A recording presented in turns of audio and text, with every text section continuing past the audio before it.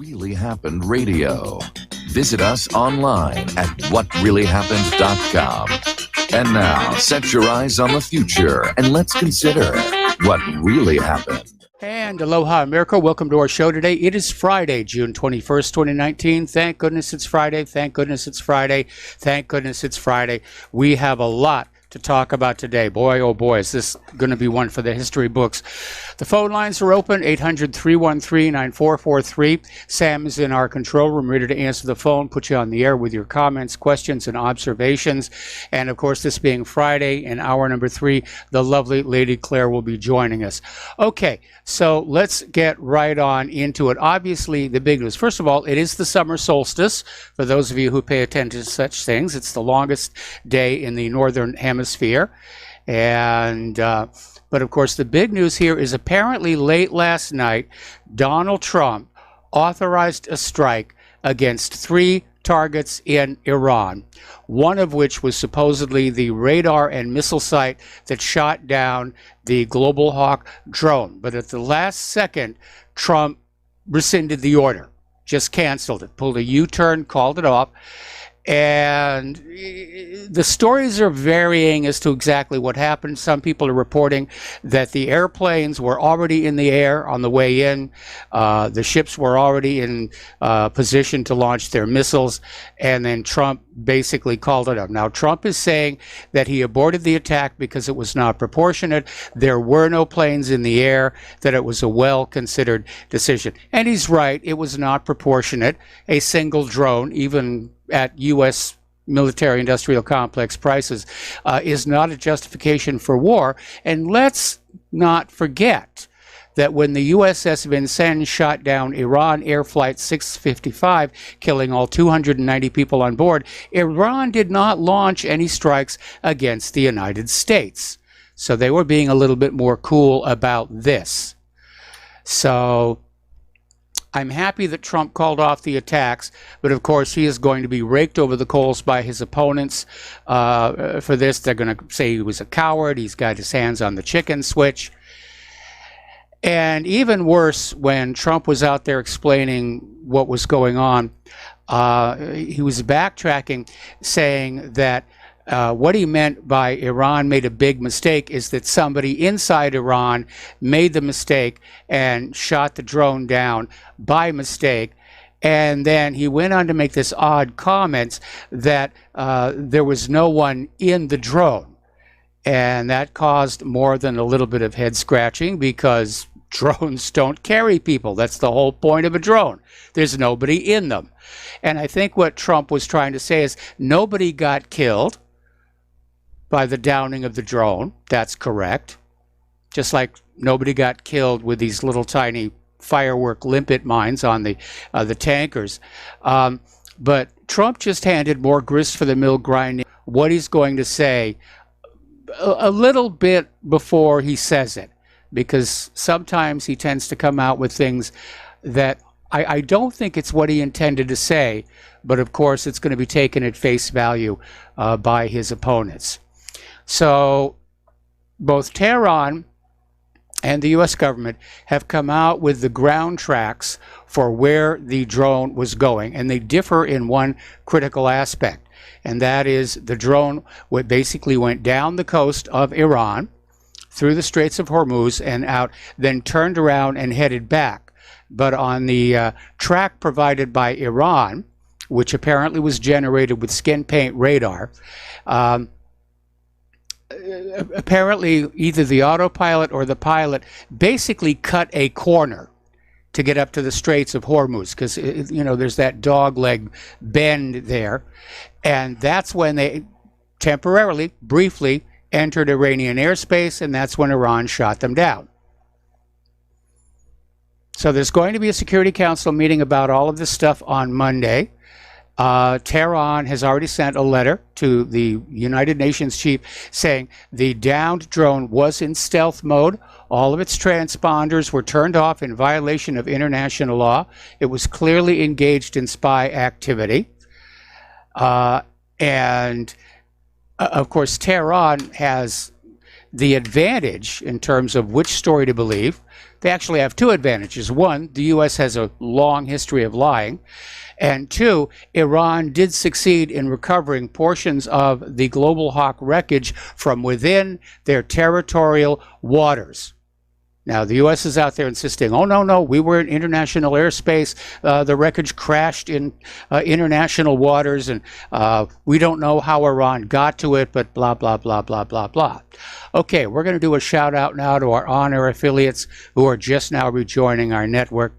And we're talking about how we almost attacked Iran last night, but at the last second, Trump changed his mind and called it off.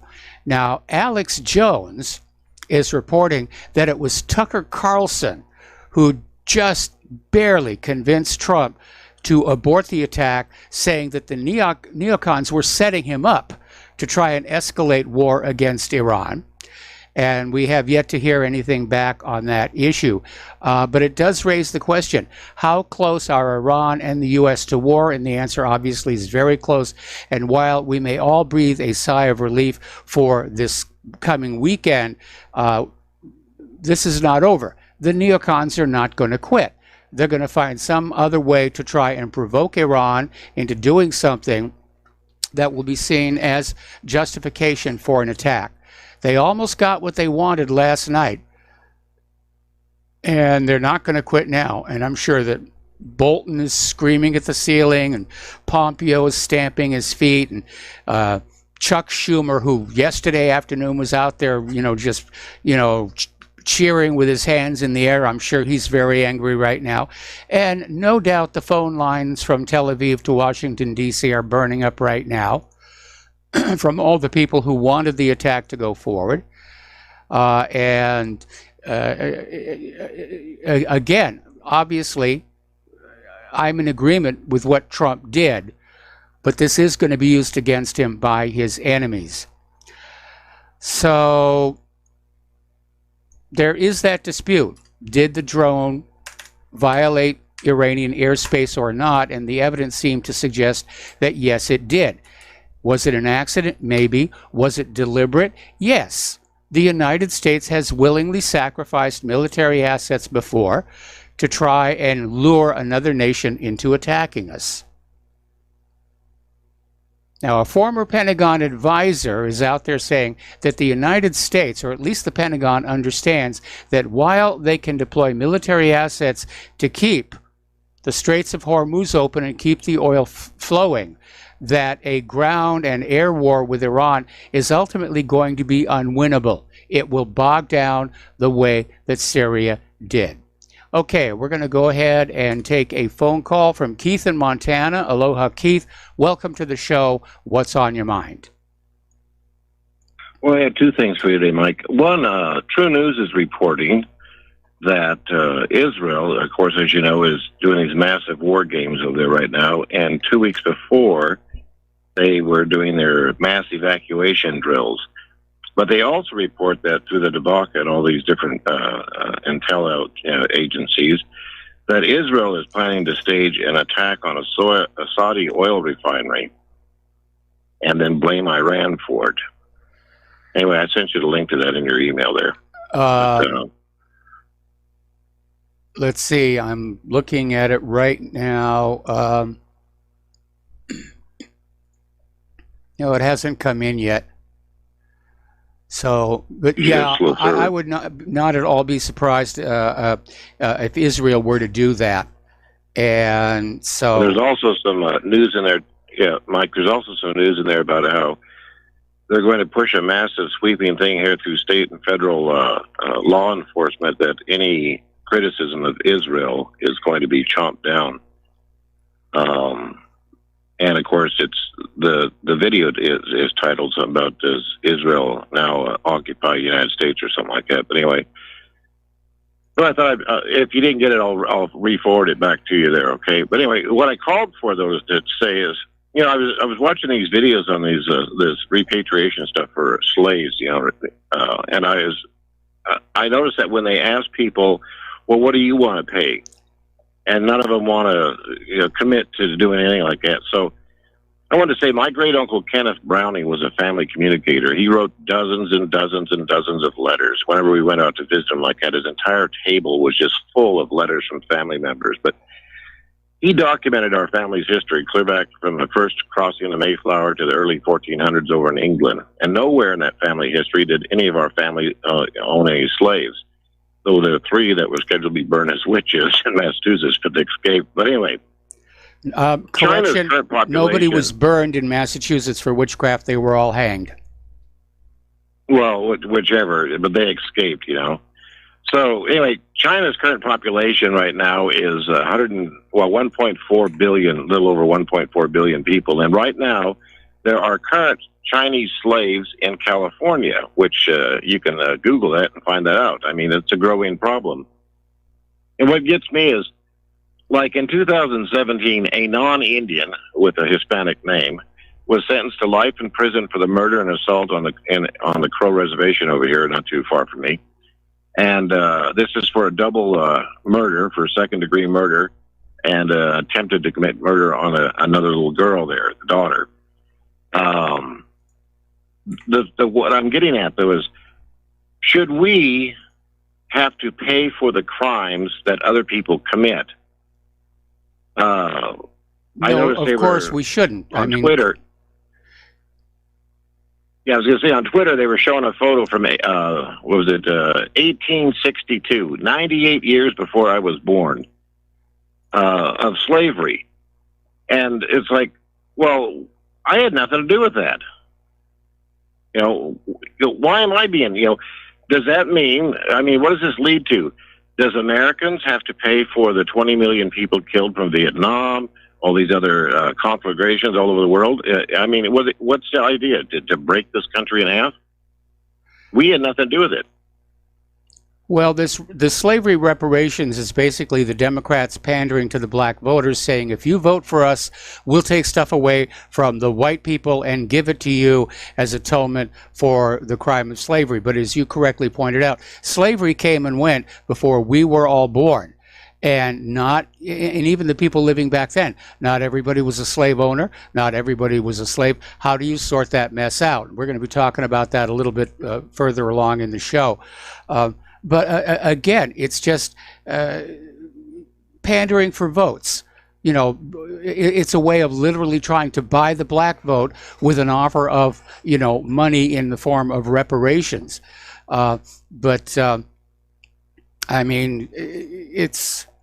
It's not practical and it's not real. And frankly, if the Democrats do win the election, the reparations issue will just go away. Because well, as you say that, though, New York Times has run that article 6 days ago, the case for gay repatriation. Reparations. This is, reparations, sorry. It says that other countries are taking steps to that there's shameful past treatment of the LGBT people, and the United States should too. And this article goes on. It's in the New York Times. But what is, we all went to work and made a living. Does everyone want a free ride? It almost seems like they do, and a free ride, again, that's a major Democratic campaign point. Look what they're doing out in California with the illegal immigrants, free medical care. The legal citizens in California don't get free medical care. And it's absolutely insane. And, again, it's campaign season, and they're making these empty promises, which will not be kept, but it sounds really good in a soundbite. But you can take this reparations situation to ridiculous lengths. Back in the 1490s, my ancestors were tortured by the Catholic Church. Does the Catholic Church owe me reparations today, here and now? I think probably if I asked them for some money, they'd laugh at me, and I would understand why. Right. Anyway, I resent that email to you. It's titled "Israel Plans Attack on Saudi Oil." Okay. So, and it's also got a couple of things on there. But anyway, I just thought that's kind of interesting that it seems like everyone wants a free ride, and that's more of this socialism BS that they're trying to push nowadays. Okay. let's see. I got your email, and there's a header in there, but there's no link in there to the article. Oh, God. All All right, right, so I'll copy and I'll send the whole thing again. all right, thanks an awful lot. We're going to let you go and switch over to Dustin in New Jersey. Aloha, Dustin. Welcome to the show. What's on your mind? Congress and the Senate gets a free ride. So does the military-industrial complex. Oh, GM, yeah. The bankers and Wall Street got a free ride. How come the American people should get a free ride now? It's our turn to get a free ride. I You know, agree. we're getting shafted. You know, everybody calls in about socialism ain't good. Hey, man, it's capitalism for you, the little people, but your corporations get a free ride when they have money laundering going on in Ireland and Switzerland. Wake up, people. I mean, Well, that's Geez, I fascism mean- for you. yeah, I mean, you can't call in and say American. Let me tell you, our government has. He said the previous listener, we're not. The American people shouldn't pay for the crimes of what our government did. You're gonna pay because your government's gonna get you into like a big war, and you're gonna pay financially, or you're gonna pay physically by sending yourself or your sons and daughters to die for these scumbags. You know, that's I mean, that's the bottom line, Mike. I mean, what's going on with Trump? Getting advice from Tucker Carlson. My God, man, like I'm living in reality TV show world. What Yeah, the it does hell seem happened like it. to this country? I mean, this is not funny. You know, I mean, I don't even know. You know, like when you hear fake news, I know what the truth is, but I mean, the average person don't know squat. But what Trump says and what Trump does is two separate things. I mean, oh well, we're a couple minutes away from. We don't know that for sure because it's coming either from Trump or the mainstream media. We don't know what the truth is, you know. But you know what my truth is, Mike? This was a provocation. That's the bottom line. Yeah, I think somebody arranged for that drone to invade Iranian airspace just enough to get it shot down. And it was a Navy drone, but we don't know who was actually in control of it at the time. And there'll be another provocation. And as a matter of fact, I just found an article in the Times of Israel from about a month ago, where Israeli TV claims Iran weighing attack on Saudi oil production facilities. And yeah, that's just what Keith was saying. And that could be the next step in the escalation. A false flag attack on Saudi Arabia by Israel to be blamed on Iran. Yeah, see, man, they're way ahead of the curve, Israel, huh? I mean, my God, I mean, but I'm thinking, I mean, we know what's going on. Yes. Trump needs to really sit down. I mean, no offense to Trump, I'm not going to call him stupid or not because that's not right, okay? But, my God, sit down and learn what's going on. Get rid of Bolton, Pompeo, and Gina Haspel. They're garbage. Don't listen to the Congress and the Senate because they're garbage. But he needs to bring in like that Douglas McGregor who was on Tucker Carlson. I like Tucker Carlson, but I'm not 100% with him. You know, like, but you got to use common sense and you got to do some basic research. If you don't have a president that does basic research, and I mean, if he has time to Twitter, you got time to do some basic research. I'm sorry. You know, we're in trouble, Mike. I mean, it doesn't take a genius to figure out we're in trouble. My God, you're getting advice from Tucker. I can't. It's a joke. The whole thing's a joke. I mean, one thing's because this is not over with Iran, Mike. Dustin, we got to take a break for commercials. Stay on the line. I'm going to come right back to you. Aloha, America. Welcome back to our show here. And it is time to ask yourself, what is Republic Broadcasting worth to you? What is whatreallyhappened.com worth to you?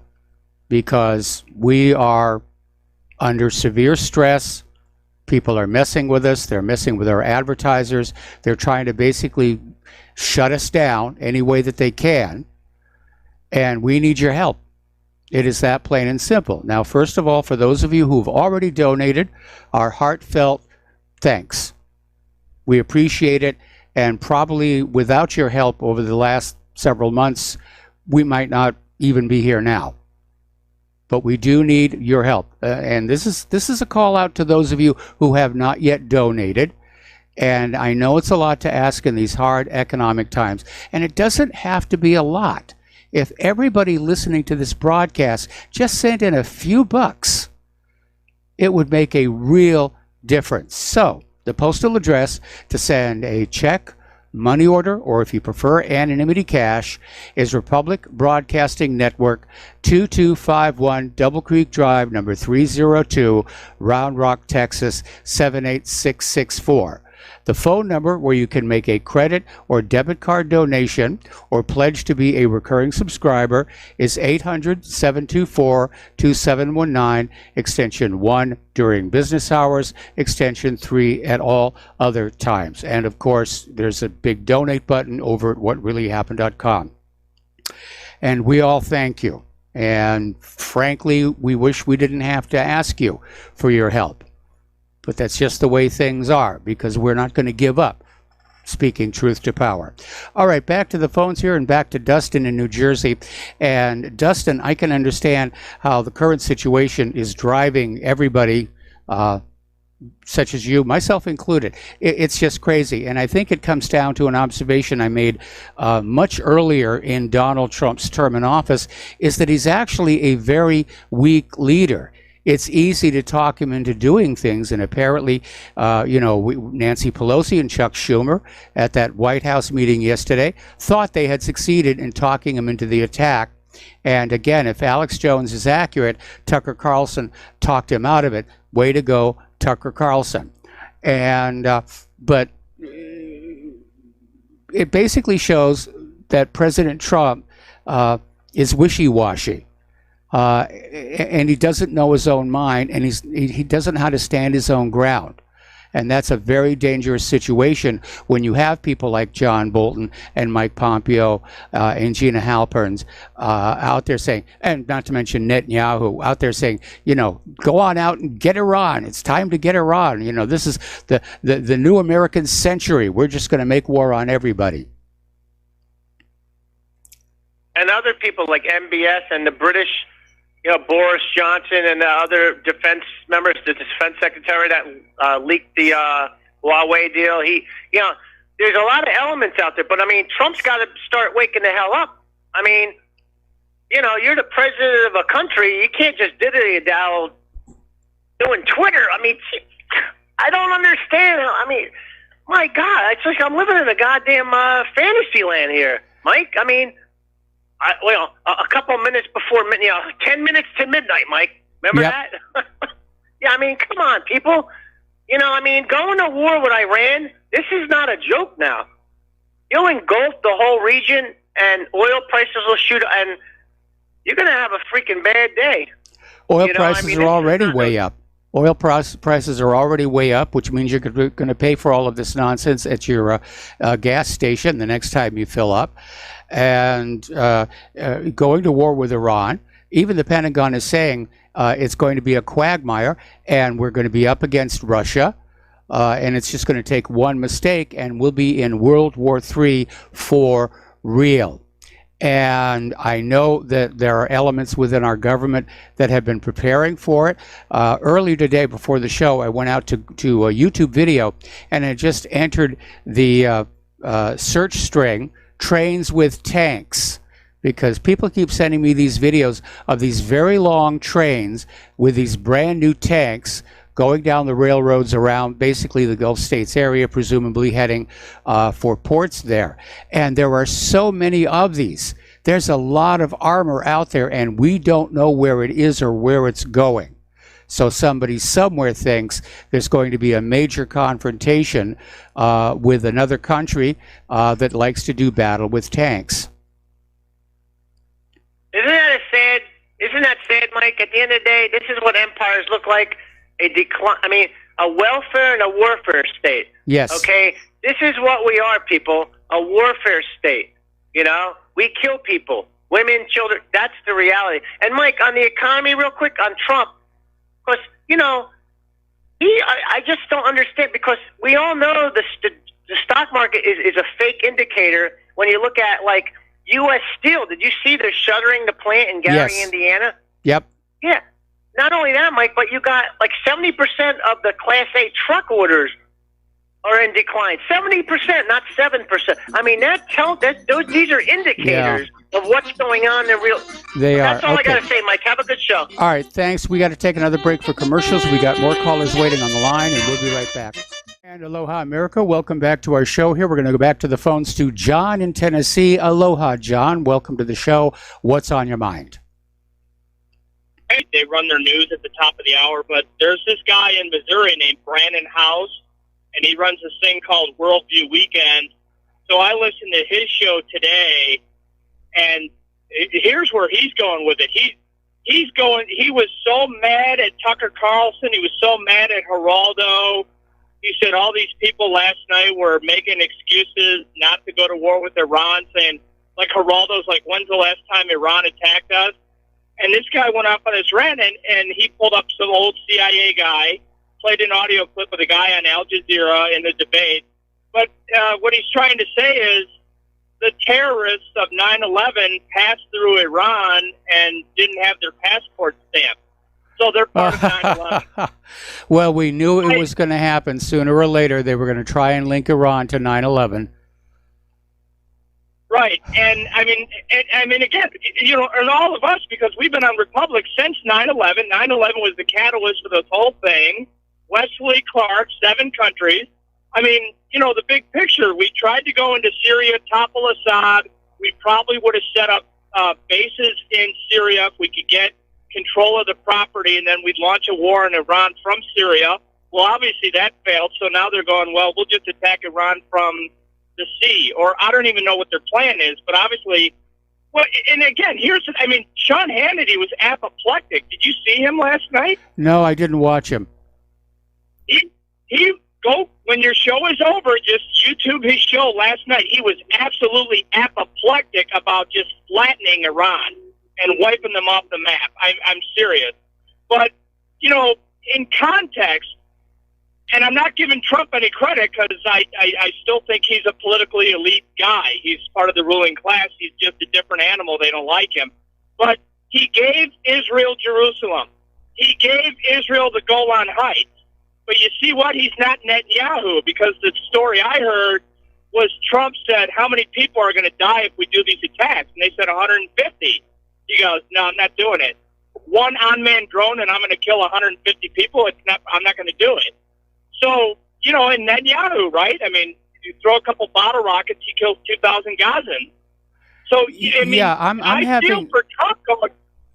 Yeah, I'm having a real problem with Trump saying that's the reason he called off the attack. When you look at how many tens of thousands, 100,000 people have been killed in these wars stretching back 18 years.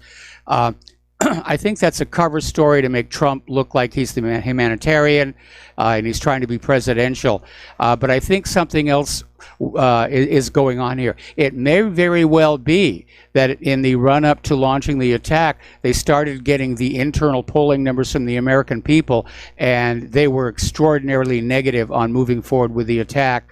And between that and, again, Alex Jones is saying Tucker Carlson had Trump's ear and said, you're being played by the neocons. And I'm not sure we're ever going to learn exactly what did happen last night. But I think the concern over 150 lives is a cover story. Well, we can usually tell when Fox News is putting out a trial balloon to try to get popular support for a military action of some sort. But like I said, these guys were all way over the top. Lindsey Graham wants it done. He wants it done now. He's tired of waiting. It's we got to get them before they get us. You know, the preemptive war thing that Ron Paul hates. But and then the other thing with Alex Jones, to his perspective, is, people have been doing that for years, going, oh, Ann Coulter's got Donald Trump's ear and he worries about what she's going to say, or Rush Limbaugh's got Trump's ear and he worries about what Rush is going to say. I don't think that's the case at all. I just think Trump does not want that label going, I started a war in the Middle East. I mean, Obama got away with going into Syria and taking out Gaddafi, and he never got crap for it from the left.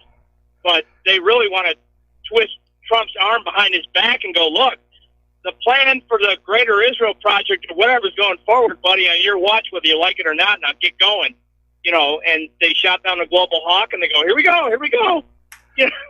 Well, So, you've raised an interesting point there because, Trump we're getting into campaign season, and I'm still not convinced that Trump is really all that enthusiastic about a second term, but his campaign advisors may have told him, if you start this war, you are a one-term president, and that may have been a factor as well. The reality is that when you don't have a real just cause for war, all of a sudden the petty politics come into play in terms of deciding what's going to be done. Right. Well, whether he's a one-term president or not, I know Kushner's behind that Sinclair Media Group, isn't he? Yes. And they basically run all the local Fox affiliates in every major city. So I honestly think, because even, Trump is making even the left-wing media rich. Every time he opens his mouth, advertisers are going to CNN and NBC just to bash Trump. So he's making everybody in the media rich on both sides of the aisle, and I think that's basically where he wants to go. Him and Kushner, they want to have a media outlet, Sinclair, bigger than Fox one day. I really don't think any of these people govern the country. I think we do have a deep state, and Trump is just a figurehead. And and he's one of the few guys they're really trying to twist his arm behind his back. But he's like, I don't want to be George Bush. I don't want to be Barack Obama. I don't want to be any of these things. I got in the White House. That's great. But he goes, well, you guys want to slap on me and my legacy? I don't want any of it. Yeah, if you guys are going to do this, then I'll get the hell out of your way. Go ahead. You guys want to blow up the Middle East? But it's not going to be Trump's war, right? That's what they said it would be. Yeah. It would be Trump's war if he attacks Iran. Okay. All right, Mike. Well, again, it goes back to 9/11. We all know it goes back to 9/11, but we got to push back on all these idiots who are going to sit here and go, "Oh, Iran's tied to 9/11." Oh, bull. Yeah, that's really out there. I mean, 9/11 is the one-stop shop for starting a war. Oh, Estonia was behind 9/11. The 9/11 terrorists traveled through Japan without getting their passports stamped. I mean, that's really a bit of a reach. That's an exact quote, too. That's an exact quote, is they didn't have their passports stamped. I mean, it doesn't get more stupid than that. No, it really doesn't. Iran didn't help organizationally, but because they didn't stamp their passport, they helped them travel. Okay, they're in. Take them all out. All right. Thanks an awful lot. We're going to switch over to Tony in Puerto Rico. Aloha, Tony. Welcome to the show. Thank you for waiting patiently, and what's on your mind? Yeah, hello, Mike. I have a solution to your financial problems. How about taking some time off and write a book? What do you think? Well, when I get to Indiana, I mean, I've got two books that are partway through. One, of course, is The Blueprint for the New America. The other is actually a work of fiction. And I sort of got derailed when Claire hurt her back. And I need to sort of get back in the saddle on both of these.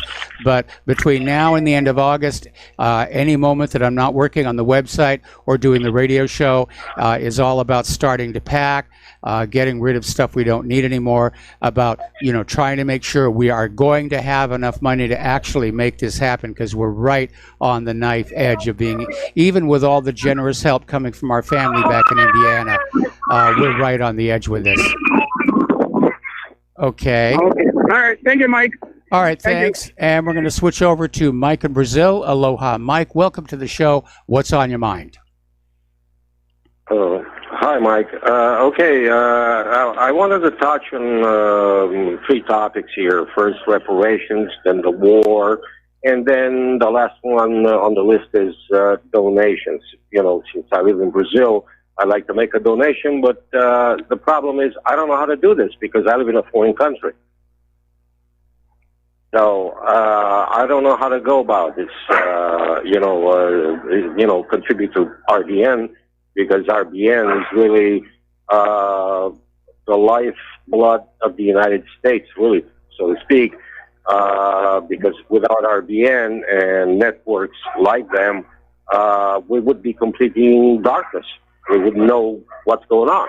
So I figured, I said, well, the money that I spend on cigarettes, I might as well just donate it to RBN, because I spend quite a lot on cigarettes. So Yes. Might as well just quit smoking and send the money to RBN.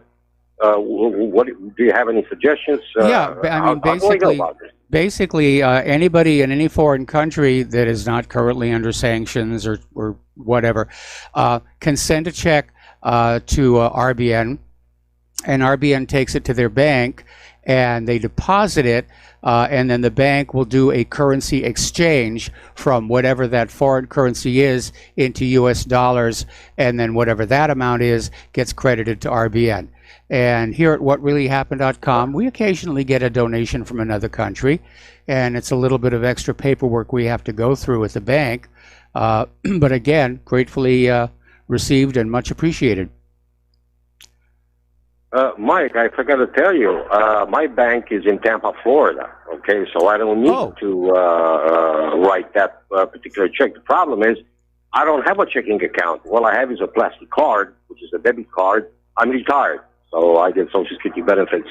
So okay, well, you can make a donation with your debit card. You just need to call 800-724-2719, extension 1. And there'll be somebody in the office for the next 2 hours, and they'll just take your debit card information. And again, thank you for the donation. Now, you wanted to... I'm sorry, you said something? No, Okay. I didn't say anything. No. You wanted to talk about reparations. Yes, sir. Yes, I want to talk about reparations. Okay, I'm the descendant of Eastern Europeans, okay? And I lived a good part of my life in Eastern Europe. And as I understand, at the Alta Treaty in 1945, ex-President Roosevelt, ex-Prime Minister Churchill, and that butcher Stalin made a deal, and they literally sold Eastern Europe to the Soviets. Okay? Now, am I entitled to ask for reparations from the United States government since my people were oppressed because of that? I think I'm more entitled than the blacks are, because 9 out of 10 slave boat owners were all Jewish. Go sue Israel for that. Okay? Yes. Only 1 out of 10 were not Jewish. Only 1 out of 10. That is literally 90% of the slave merchants were all Jewish, and I dare somebody to contradict me on this. I researched this. Well, there's another dimension to this, and that is the fact that the people who sold Africans into slavery were other Africans. So why not demand reparations from them? Too. And another thing, Mike, do you know there is a country in Africa called Liberia? Yep. That's a country founded by the ex-slaves who emigrated to Africa, and they formed a new country called Liberia. Now, why don't all these blacks wanting reparations from the whites, meaning me and you, why don't they go to Liberia? Hey, it's a paradise, isn't it? Come on, let them go there, okay? If they hate this white supremacy stuff, just let them go there. Let's see how they score when they go there. I want to see if they're going to get welfare and all that stuff. I worked all my life since I was 14, Mike. I used to wake up at 4:30 in the morning and show up at work at 5 o'clock, working 15-hour shifts to have what I have. Okay, and these people think they're entitled to my work. They're entitled to my taxes. I just saw a tweet from AOC, Alexandria Occasional Cortex, or Occasional Brain, I might add. And you won't believe what she was spouting, Mike. I just couldn't. She was grilling this guy from the FBI. I think he was from the FBI. Why isn't something classified as domestic terrorism and is classified as hate crime? And the guy tried to explain to her, look, we don't have the statute for that because this does not go into this particular category. And she kept asking the same question over and over again, and the guy got really pissed because you can only ask so many times this question. So I'm thinking, I said, well, if blacks are entitled to reparations, though, so am I, because my people were enslaved by the Soviets, okay, for 70-some years. Okay, my father was dragged into the dungeons of the KGB, beaten the hell out of him. Okay, gagged and left there, without food or water. And I'm not supposed to ask for reparations. Meanwhile, the slaves who were held by you and your ancestors were provided safe passage to Canada and other countries, and they want you to pay for reparations. Since when are we liable for what our ancestors have committed? I mean, if somebody committed a crime in my family 2 or 3 generations ago, am I responsible for that? No, of course you're not. I'm not responsible for any of my relatives who have done something wrong. Yeah, but Mike. Yes. We live in an age in which we're told it's okay for the men to use the ladies' room. I mean, that's how messed up our society has become. And so, yeah, they can turn around and say, oh, yes, absolutely. Collective guilt, inherited guilt. Your great ancestors did something really horrible. And so now you owe the descendants of those victims money. And it's great to campaign on. And as I said, the Democrats are pandering for the black vote with this.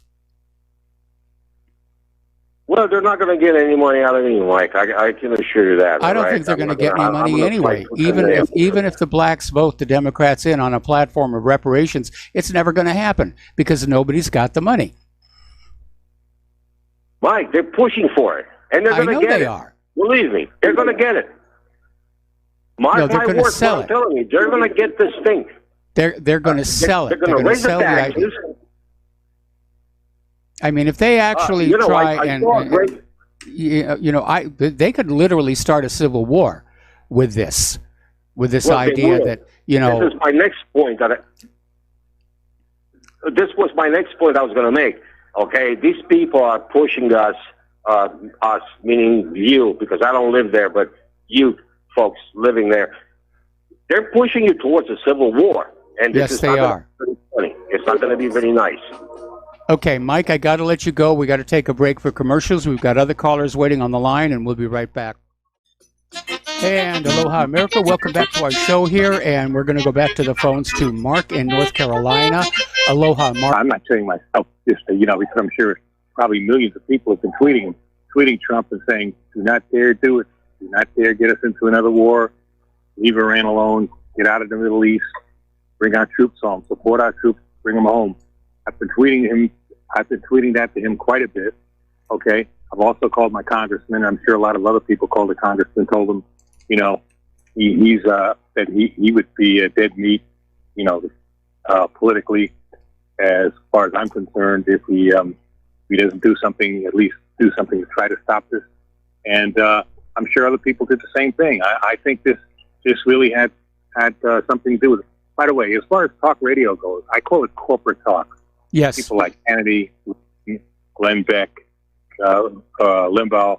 These people, that's all they are. They serve the corporate establishment, and they serve the Zionists and other neocons. Okay, that's all they are. I didn't hear what Hannity said, but I heard a little bit of him yesterday driving home. I have XM radio, and I have on for a few minutes, and he was talking about, we got to go bombing and this and that. And I didn't watch. I don't have get Fox News now, so I didn't watch the show. However, I heard Mark Levin's diatribe today, listening to David Knight there at Infowars, and it was disgusting. It was. I'm not surprised, but it was disgusting about what an enemy they are, and how evil Assad is, and how evil Putin is, and all this other claptrap garbage. This vicious neocon there, Mark Levin. So I also tweeted Levin afterwards. He'll probably block me after this, because when he was on Facebook, I said something to him right away, and the next thing he blocked me. So, but I told him he's a warmongering neocon who was defending Bolton, by the way, and so is Glenn Beck. I normally don't listen to a lot of these guys, but Beck I listened to this morning just to see what he's had to say, because I want to know what the enemy is thinking too. And Beck is an especially devious, deceitful type. He flips and flops all around. He talks, he belittles, for instance, the idea that those ships were a false flag, and yet his whole one of his books. The only book I really read of his was called The Overton Window, which was all about false flags, including what they wanted to do, a combination of the government and corporate power wanted to launch a nuclear attack on Vegas. That was what that book was about. And he said it's faction, not fiction. He made it clear that he believed. So he's a liar and a rat. He also then had, what's her name? That's when I was really got smart to him. He had that woman that was running, what's her name? Miranda, something like that. Yeah. Anyway, she was running for governor of Texas. You remember who I'm sure you remember who I'm talking about, right? I think so, yeah. But I don't remember the name either. I think it was a Spanish name, and he ambushed her on his show. Okay, listen, Mark, I got to put you on hold for a minute. We got to take a break here for station identification. Do not hang up. I'm going to come right back to you. We'll be back after these few words. Aloha, America. Welcome back to our show, hour number 2. The phone lines are open, 800-313-9443. We're talking with Mark in North Carolina, and we're talking about what's going on with Iran. And what was really interesting is only yesterday we had a caller who said they were convinced that there was not going to be an attack on Iran. And, well, there hasn't been yet, but we got awfully close last night. And as I mentioned earlier in the show, I went out on YouTube and I did a search for trains with tanks. There are a lot of these videos shot across the United States by people sitting at railroad crossings. And there are these very long trains carrying all of these armored vehicles. So they whip out their cell phones, they get the video, and they post them. So there's a lot of armored material out there. We don't know where it is or where it's headed. So maybe the Pentagon really didn't lose all those trillions of dollars. Maybe they actually went on out and spent it, but they just didn't want the American people to know that they were doing that much preparation for a major war. Anyway, Mark, what's on your mind? Mark, are you there? Oh, yeah. I'm sorry. You hear me now? I hear you now. Okay, yeah. We've got to be prepared as a people and get on our government. Keep on the government and make it clear we don't believe their warmongering garbage, and we're not going to accept it, and we won't let them start a war that could at the very worst end the planet Earth as we know it. Okay, or at least civilization. Yes. And even at the very best, be a bloody war that would cost many soldiers' lives and cost many, civilian lives as far as Iran, and even possibly civilian lives in the United States if Iran might decide to actually commit some terrorist acts. They are weaker than us and all that. You never know what they might try to do. I don't think. I don't know. I don't know how much weaker they are than the United States. I mean, they're fighting on their home territory. The U.S. military is spread all across the globe. Yes, the United States has nuclear weapons, but we even have people at the Pentagon saying that going into Iran on a ground war is probably going to be unwinnable because Iran is going to be a much more serious adversary than Iraq was. I mean, Iraq had been, crippled by sanctions to a much greater degree than Iran has. And especially after the Iran-Iraq war, their military had been drawn down. So I'm not sure that Iran would be a slam dunk. Like I said yesterday, my worst case scenario would be for the United States to just go ahead and preemptively use nuclear weapons against Iran's nuclear facilities. That, in particular, that centrifuge factory inside that mountain. But we still don't know what the other two targets were last night. We know that one of them was the radar and missile complex that shot the Global Hawk down, but supposedly there were two other targets which so far have not been identified. Well, the whole thing is, and what some of these crazy neocon corporate talk show hosts are saying is, we have so much power, air power, we don't even have to put our troops on the ground. And of course, they're idiots believing that, because first of all, the minute we start bombing, Iran would probably answer by firing on our ships, and they do have the missiles to do a lot of damage. Yes. And on top of that, we closed the Straits of Hormuz. Yes. Throw the entire financial markets all around the world into turmoil. We'd wind up having to pay, I don't know, $10, $15 a gallon for gas. Yeah, something like that. There might not be any gas at all. So eventually, at that point, they would have to invade Iran, and that would be a disaster. I mean, eventually, probably we would prevail because we are still a much larger military and stuff like that than they are. That, of course. Well, we thought the same thing going into Syria, and we got stalled in Syria. We just got kicked out of Afghanistan. I think the idea of America's invincible military is turning out to be an illusion. And yes, there's a huge amount of money that's spent on that. But if you look at the quality of the weapons being produced with all that money, like the F-35, it may all be, a paper tiger. It could be. I tend to believe you're right. I also don't think the quality of the American troops these days is as good as it once was. I think they would also have to have a draft, and that would lead to a disaster as well. But we still would be able to invade. Whether we'd be able to, conquer the whole country or not, that's a good question.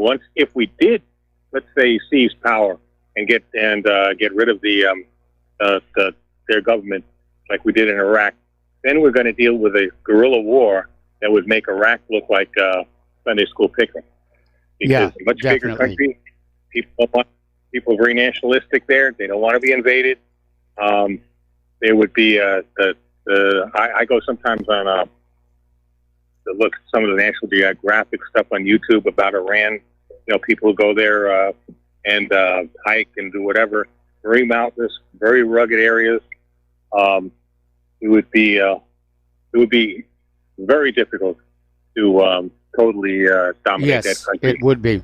And, it's very bloody. It would be very bloody for American troops. I really believe it would entail a draft.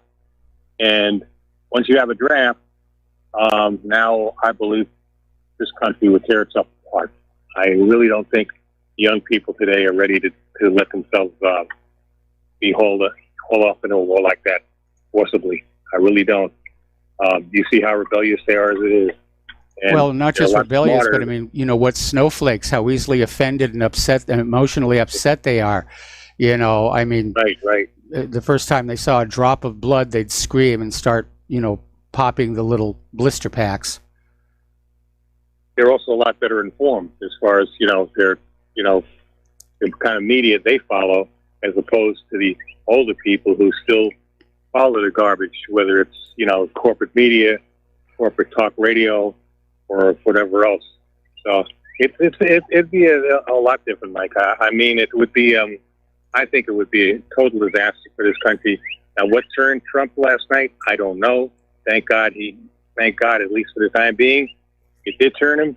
Yep. Where we're going to go from here, anybody's guess. Maybe Putin might have, secretly given him a warning. Maybe Russia would get involved physically. I don't think that could have happened. That could have happened. We have no idea. But like I said, this idea that Trump was concerned over the 150 people who would be killed in the strike. I mean, when he hauled off with those cruise missile attacks into Syria, he wasn't concerned about civilian or even military deaths then. So this is clearly a cover story for something else that went down.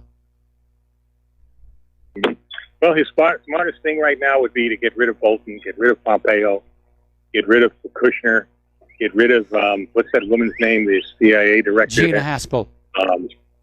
Gina Haspel, bloody Gina there.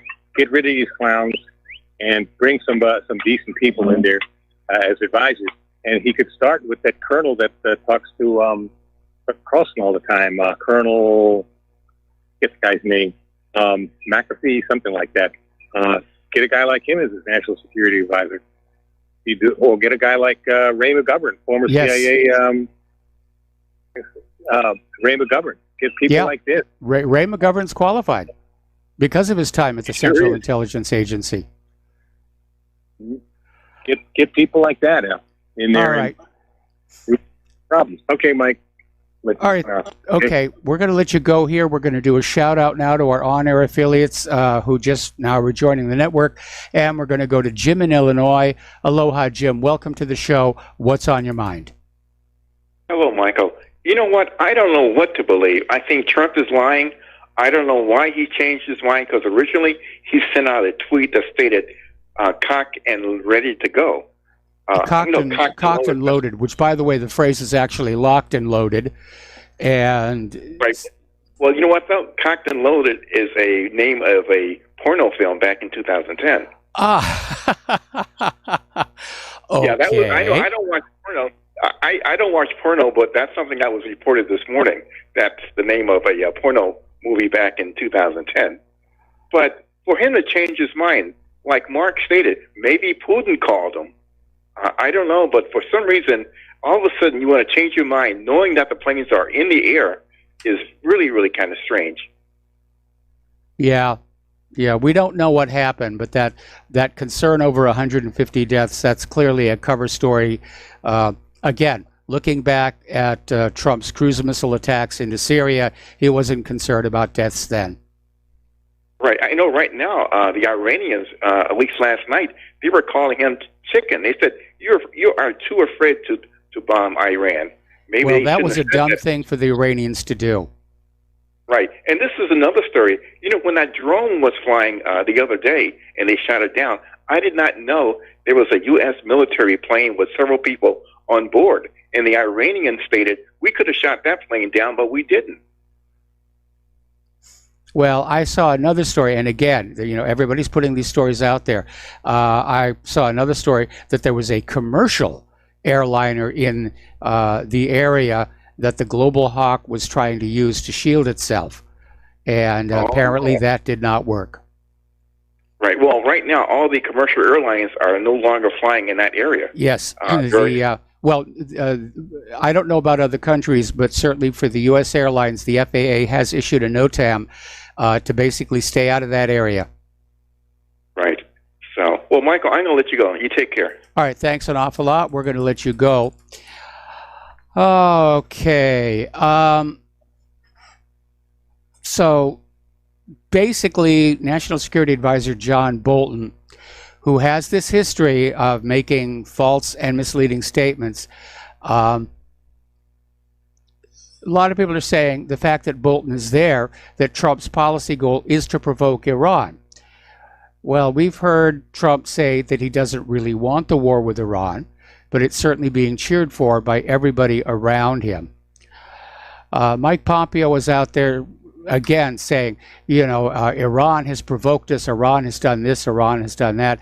And he completely ignores the original provocation, which was the U.S. withdrawal from the JCPOA nuclear deal, followed by all of these intense sanctions.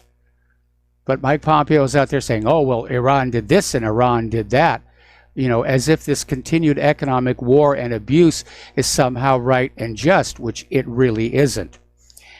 Anyway, the FAA, as I was just telling him, has issued an emergency order to all U.S. civil aircraft, prohibiting all American aircraft operators from entering the Tehran Flight Information Region in the area above the Persian Gulf and the Gulf of Oman. And it simply says it prohibits any airline or aircraft operator from flying within Iranian airspace in the region where the drone got shot down. Now, interestingly enough, there was a story that came on out because, Iran is threatening to start enriching more uranium and expand its stockpile past the limits in the P5+1 deal. They're not talking about greater enrichment, although Pompeo is out, I'm sorry, not Pompeo, Lindsey Graham is out there saying, clearly, Iran is getting ready to enrich to the level needed for a nuclear bomb, and that is the red line we cannot ignore. So they're just, if at first you don't succeed, lie again. But apparently the Russian vice president has announced that Russia is ready to help Iran with oil exports and bank support if the European payment program is not launched. This is coming from the Interfax news agency. So we know that Russia and Iran have been moving closer together. And so what Russia is saying is they're going to help Iran weather the U.S. sanctions, and hopefully that will convince Iran to continue to comply with the requirements of the P5+1 deal, even though the United States has not. Over in Saudi Arabia, where I guess they're starting to be concerned about world opinion following the U.S. Senate blocking the arms sales to them and various other things, they have canceled the death sentence issued against a teenager, Murtaha Quirires, who's now 18 years old, who led anti-government protests at the age of 13. Now, the Saudi prosecution sought the death penalty for allegedly committing a series of crimes, including participating in anti-government demonstrations. And some of the charges date back to when he was just 10 years old. Well, apparently, Saudi Arabia is now saying the boy will not be executed and he could be released by 2022. It's a very strict regime over there in Saudi Arabia. But they're our friends, and that makes it okay here. The United States has added Saudi Arabia to a blacklist of countries that do not play a significant role or a sufficient role in fighting human trafficking. And according to the U.S. Annual Report on Human Trafficking, Saudi Arabia has failed to prevent large-scale violations committed against its foreign labor force. The U.S. has also accused Cuba of human trafficking under the guise of a program to send doctors abroad, pointing out that similar action has been taken against 22 countries. So this is the United States throwing its weight around again, and I think probably most countries are getting kind of sick and tired of that. Alrighty. Now, Saudi Arabia has bought $300 million worth of spy software from Israel as part of a large-scale military deal. And apparently this was part of Saudi Arabia responding to tightening restrictions on such products coming from the United States of America. So Israel's going to make out real good on this thing. Over in Georgia, and that's Russian Georgia, not American Georgia, apparently the anti-Russia protests are turning violent, and the Georgian opposition leaders said they would hold mass protest until parliament was dissolved. Moscow's condemned the rallies as Russophobic provocation. It looks to me like it could be another U.S. regime change program underway. All right, we're going to go back to the phones. W in Texas, aloha, welcome to the show. What's on your mind? So I see it's been mentioned trying to figure out why Trump, I guess, quote unquote, backed down. Well, I'm looking at the Jerusalem Post here. It says Iran, and I quote, Iran says it refrained from shooting down a U.S. plane with 35 on board, dash Tasnim News. I guess that's an Iranian newspaper. Yes. So you're trying to figure out what happened. It's just a guesstimate here. But if there was an additional passenger aircraft accompanying that drone, then you're wondering why he backed down. Maybe there was a preparation for them to potentially hit that passenger plane. So my question may is, have been, where did that plane? You're right. That may have been. Where did that plane come from? That may have been the real plan right there for Iran to down a passenger plane, and then the invasion would have been on. So yeah, where did that plane come from? Where was it going? And who was on that plane? Because I can't imagine somebody volunteering to be like, yeah, I'm going to get on this plane here for whatever mission. This is really strange. I'm really curious where that plane was coming from, or who, where, whatever. But that would be worth looking into. And I don't think anybody got on that plane thinking that they were going to get shot out of the air any more than the people who got on the planes on 9/11 knew that they were being set up to be sacrificial lambs. Yeah, so I just saw that today. That's from the Jerusalem Post. So for whatever that's worth, that's just saw that today. That's it. Thank you. All right. Thanks an awful lot. We're going to let you go. Over in Berlin, Germany, the director of the Jewish Museum in Berlin has been forced to resign under pressure from the Israel lobby because he basically tweeted an article on the 240 Jewish and Israeli scholars who signed a petition opposing the German parliament's recent motion condemning boycott, divest, and sanctions. All right, we're going to take another break here for commercials, and we'll be right back. And aloha, America. Welcome back to our show here, and getting on down to Israel. Newly appointed Israeli Transportation Minister Bezalel Smotrich has declared that one of his main objectives is to Judaize the Galilee. And basically, in an interview with Israel Hayom, the notorious right-wing nationalist also vowed to boost settlement infrastructure in the occupied West Bank. Meanwhile, of course, this being Friday, there's been another chapter of the Great March of Return along the Gaza border. I think this is week 62, if I recall correctly. And the Gaza health sector is still struggling to cope with all the injuries. And there's a new update from the United Nations, OCHA, basically saying they're having to deal with a staggering number of gunshot wounds. And a good example of this is this story out of Middle East Monitor. Apparently, a 14-year-old Palestinian boy was forced to undergo a leg amputation after an Israeli soldier shot him in the leg as he was trying to retrieve a soccer ball near the separation wall in the West Bank.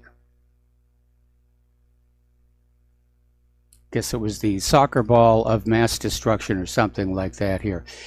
Apparently, over in the occupied West Bank village of Kifl Haris, hundreds of Israeli settlers stormed the village, preventing Palestinian Muslims from conducting their evening prayers at the local mosque and vandalizing property for hours. And the mayor of the town told the New Arabic language service that Israeli settlers, backed up by heavily armed forces, stormed the village just before night prayers were due, preventing Muslims from attending the mosque. Sometimes it seems like the whole world is going crazy.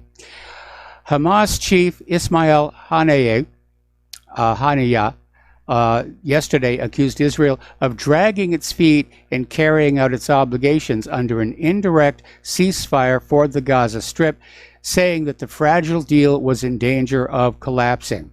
Now, speaking to journalists, Haniyeh said that the 2 million residents of Gaza have not felt any improvement in their living condition, despite what he said were Israeli pledges to ease a crippling blockade on the territory. The unofficial truce was brokered by Egypt, Qatar, and the United Nations after a round of heavy fighting in May. We're going to go to the phones now to Peter in California. Aloha, Peter. Welcome to the show. What's on your mind? Mike, I just was going to comment that I sent you an article. I'm not sure whether you saw it. I sent you two articles. One was an article out of Haaretz that said there are 128 Israeli billionaires. And a friend of mine, you remember Alfonso Chavez, who was on your show, yes, talking about how he beat the FBI.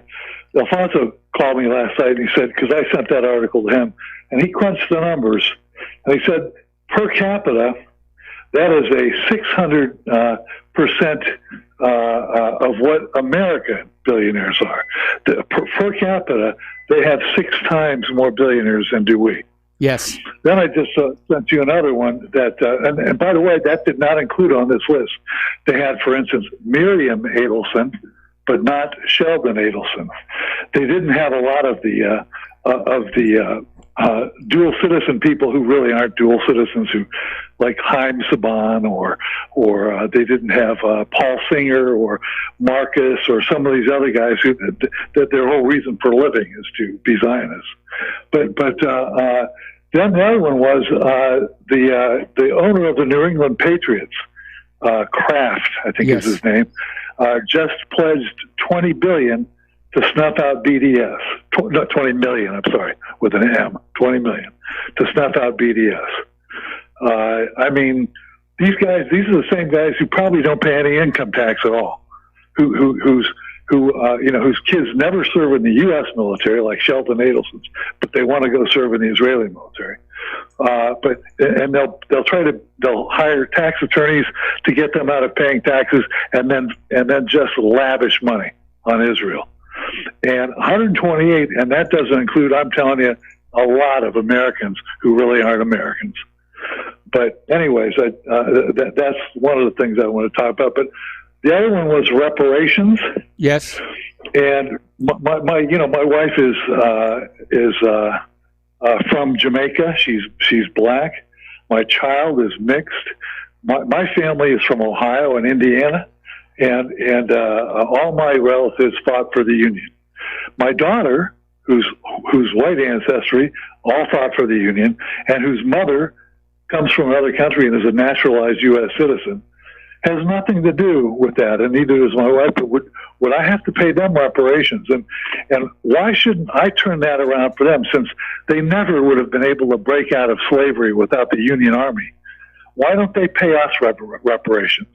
Well, you make a very, Why very don't we good just point. pay them? Anyway, listen, Peter, stay on the line. Going to put you on hold. We've got to take another break for commercials, and we'll be right back after these few words. Aloha, America. Welcome back to our show here. We're talking with Peter in California. We're talking about Israel. And just pick up where you left off, Peter. Well, to go along with that whole reparations argument, and by the way, I would also say that why in the world are we paying Israel all this money, and why are they laying all this guilt on everybody? But we're footing the bill, hundreds of millions of dollars, billions of dollars now in aid over the course of that, when we were the ones fighting in total war to try to defeat the Nazis. Yes. Why don't they pay us the reparations? Yeah, I've asked that many, many times, and Israel doesn't act like it's got anything to be grateful for to the United States. And of course, that's just the way that Israel is. But you're absolutely right. And getting on back to reparations here in this country, I mean, what about all the white people who emigrated to the United States after the Civil War was over? Why would their ancestors be included in some kind of a reparations scheme?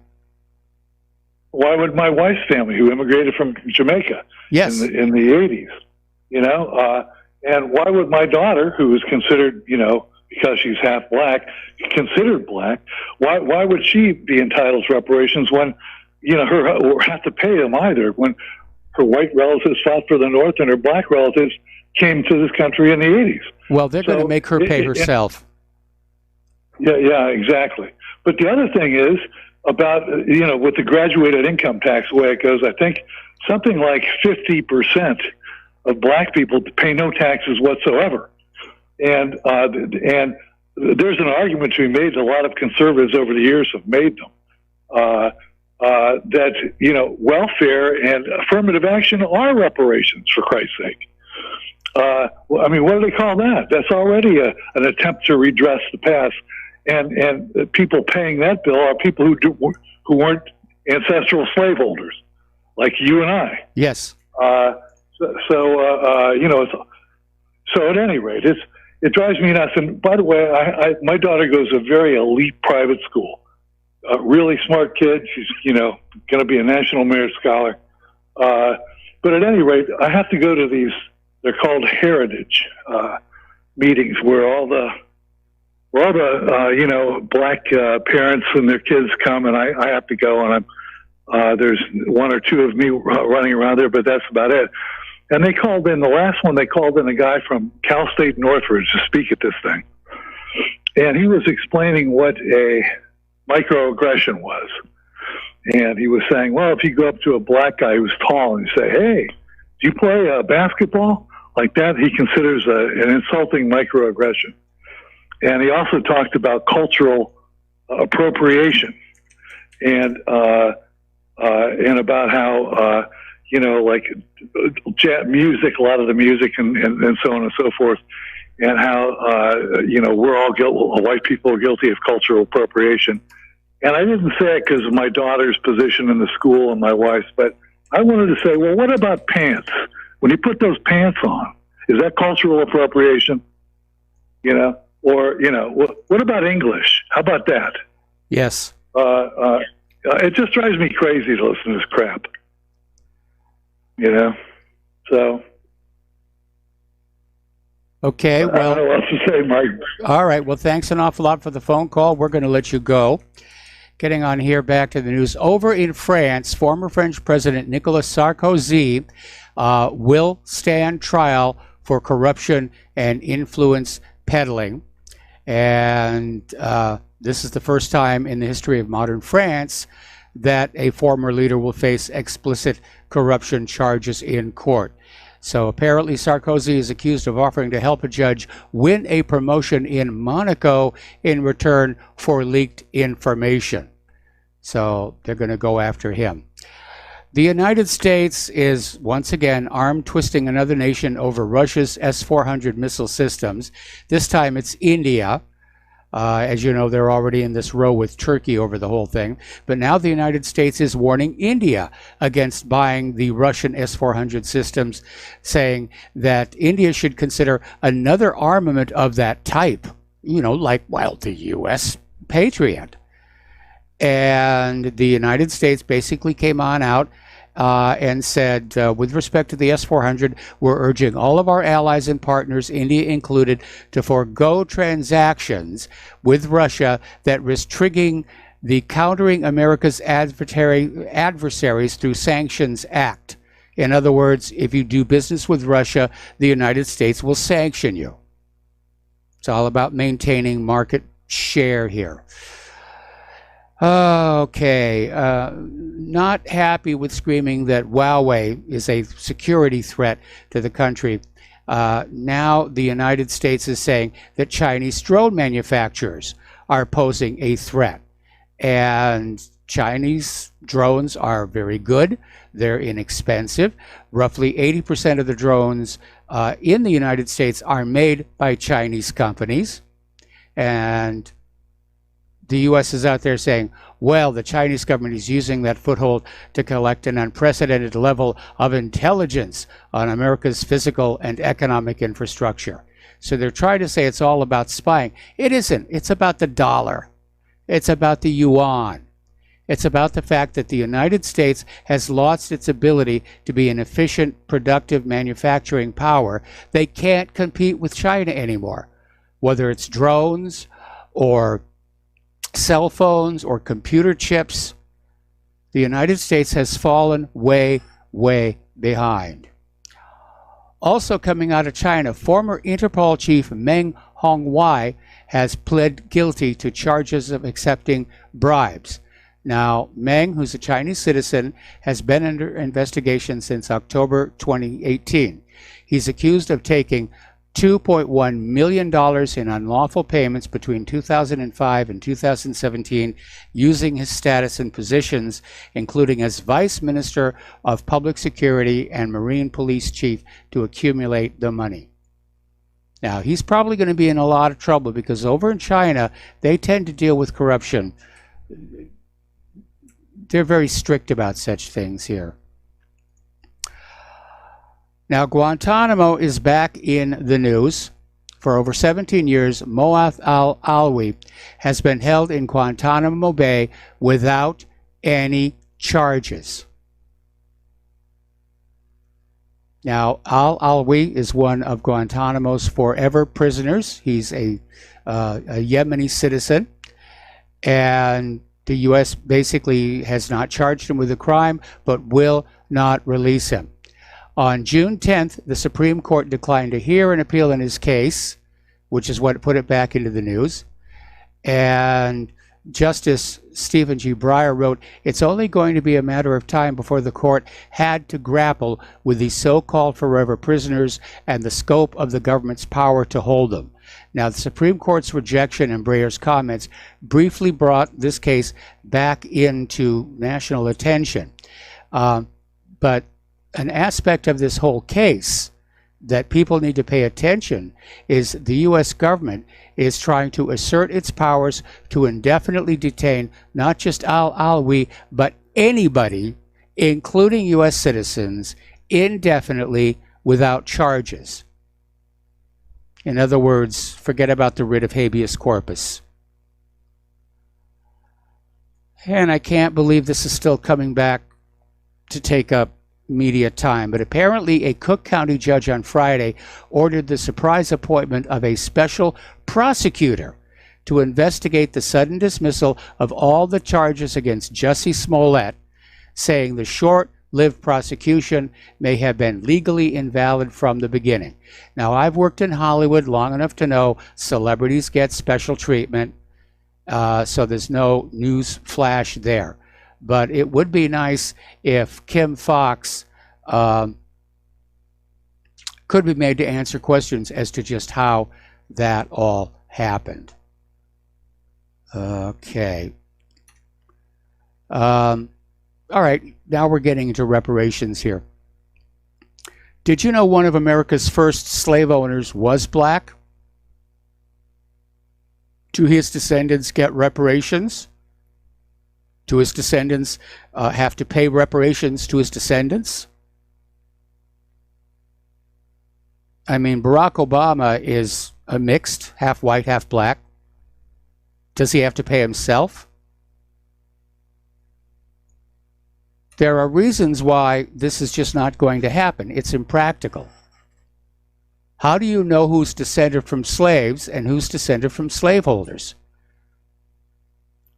Surely a black person whose family arrived on these shores after the Civil War can't claim any historical entitlement to slavery reparations. And a white person whose family came here after abolition, such as the Irish indentured servants, cannot be said to carry any guilt for North American slavery. So what are they going to do? Mandatory DNA testing of every single American citizen to try and track them back to somebody who's a confirmed slave or slaveholder? That would be unconstitutional. And what about the non-whites who owned slaves? There were black slaveholders. There were Native American slaveholders. What about a Native American whose family were slaves 300 years ago, but then owned slaves 200 years ago? Or how about a person whose great-great-great-great-grandfather was a slave owner and great-great-great-great-grandmother was a slave? I mean, look at Sally Hemings, for example. How do you sort that mess out? Whoopi Goldberg actually came out and suggested Mitch McConnell pay reparations to Obama. Nobody's really going to get reparations. This is pure trying to buy the black vote by the Democrats. That's all it is. You'll never see $1 in reparations. It's just not going to happen. Okay, and as that other caller said, now they're talking about gay reparations. For we abused the gays in times past. We have to give them reparations. All righty. Amazingly, out on the Ninth Circuit Court of Appeals, they basically upheld the Trump rule blocking funds for abortion providers. Now, given the extreme liberal slant of the Ninth Circuit Court of Appeals, that came as a bit of a shock. But apparently they've ruled that President Trump can defund Planned Parenthood, which is about $60 million in taxpayer funding, including coming from taxpayers who do not approve of abortions. Little bit of a mystery over at the Clinton Foundation. Their foreign policy director has apparently disappeared. No longer showing up for work. Nobody knows where he is. But apparently this guy was involved in a lot of the pay-for-play involving this issue with Sheikh Mohammed and this foreign policy director, Desai. Let me get the full name here.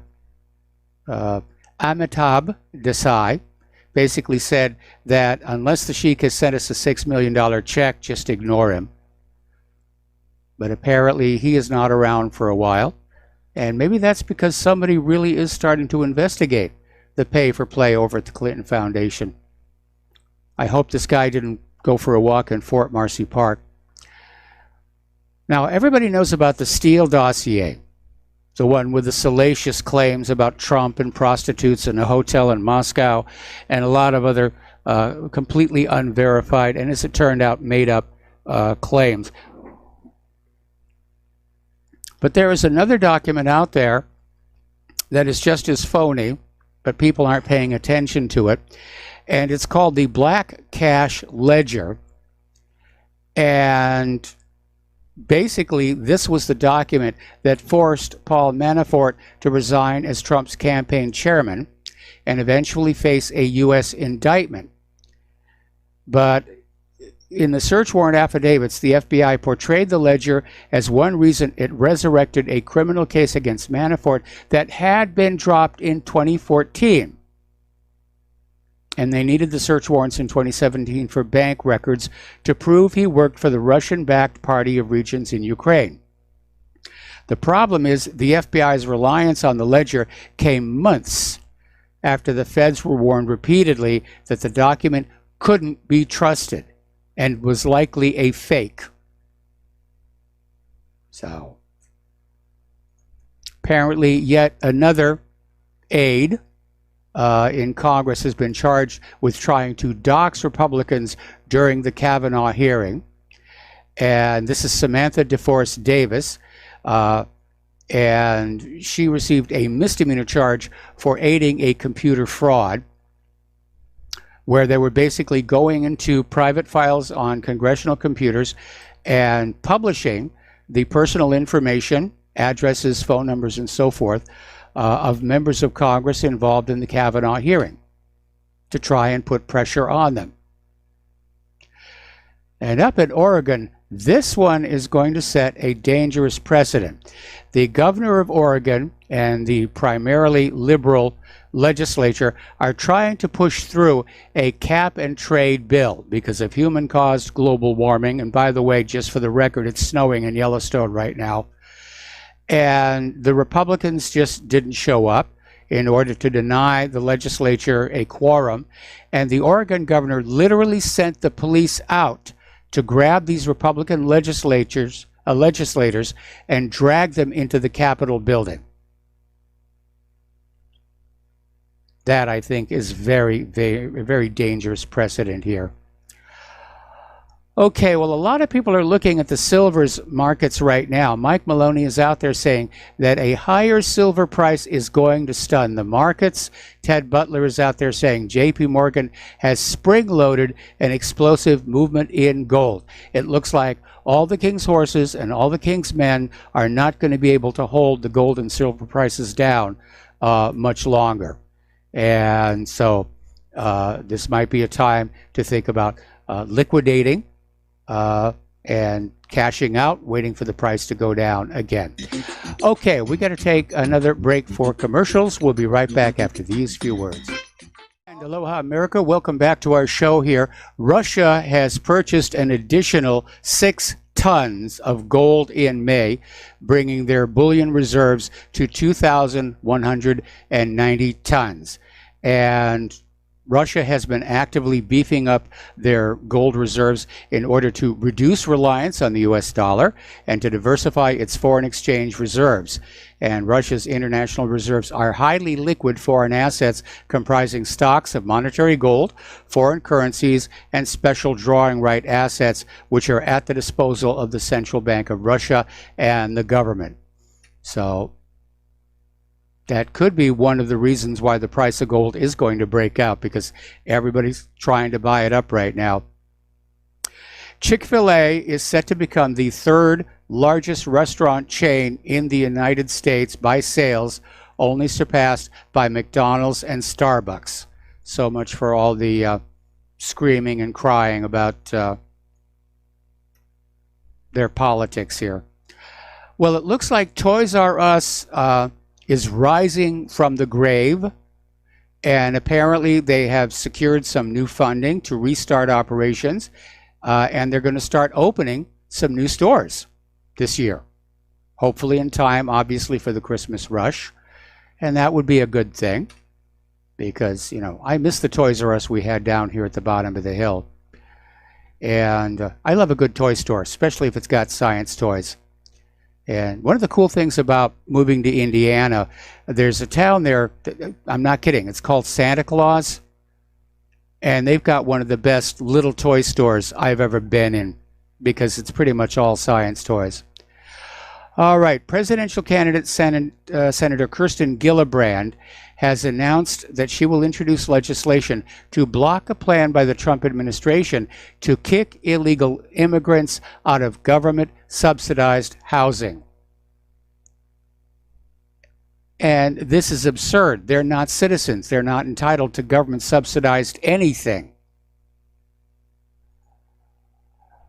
Apparently, over in Philadelphia at an oil refinery, they had a major fire. Apparently, a butane tank exploded. And amazingly enough, nobody was seriously hurt. To look at the fire from a distance, you would have thought the entire refinery went up. But apparently, it was just this butane tank. And it was quite spectacular. But we'll see what happens there. Okay. Josh Hawley, a Republican, has proposed a new law that would remove Section 230 protections from big tech giants under certain circumstances. In other words, it would end social media censorship. And obviously, the liberal big tech is unhappy. They're outraged. They want to have the right to control who gets to say what, but also not be liable for speech that violates certain laws of civil liability. They want to have their censorship and eat it too. Okay, there's the music time for station identification. We're going to be back after these few words with hour number 3 and the lovely Lady Claire. And aloha, America. Welcome back to our show, hour number 3. The phone lines are open, 800-313-9443. And for those of you watching on YouTube, this gorgeous creature sitting next to me is the lovely Lady Claire. And so, lovely Lady Claire, what is your first story? This is from the Department of You Cannot Possibly Make This Stuff Up. Apparently, federal officers are planning on drug testing every single person attending Burning Man. Now, had someone else other than Matt Agarist at the Free Thought Project said this, I would have said can't be. And apparently, Burning Man has become a really popular event for people to go to, particularly younger, and a party destination in the U.S., and it's actually drawn tens of thousands of people in recent years. It's a wild time. There's no question about it. And it originally started out as kind of this revival of Celtic magic tradition. Today, it's just this amazing costumes, and it's a free lifestyle event. And you could go online and you can look at photos of past Burning Man events. But there has been a problem with drugs in the past. But for the feds to just go on in and drug test everybody without warrants, I think that's definitely over the line. I would agree. I mean, come on, guys, for heaven's sake.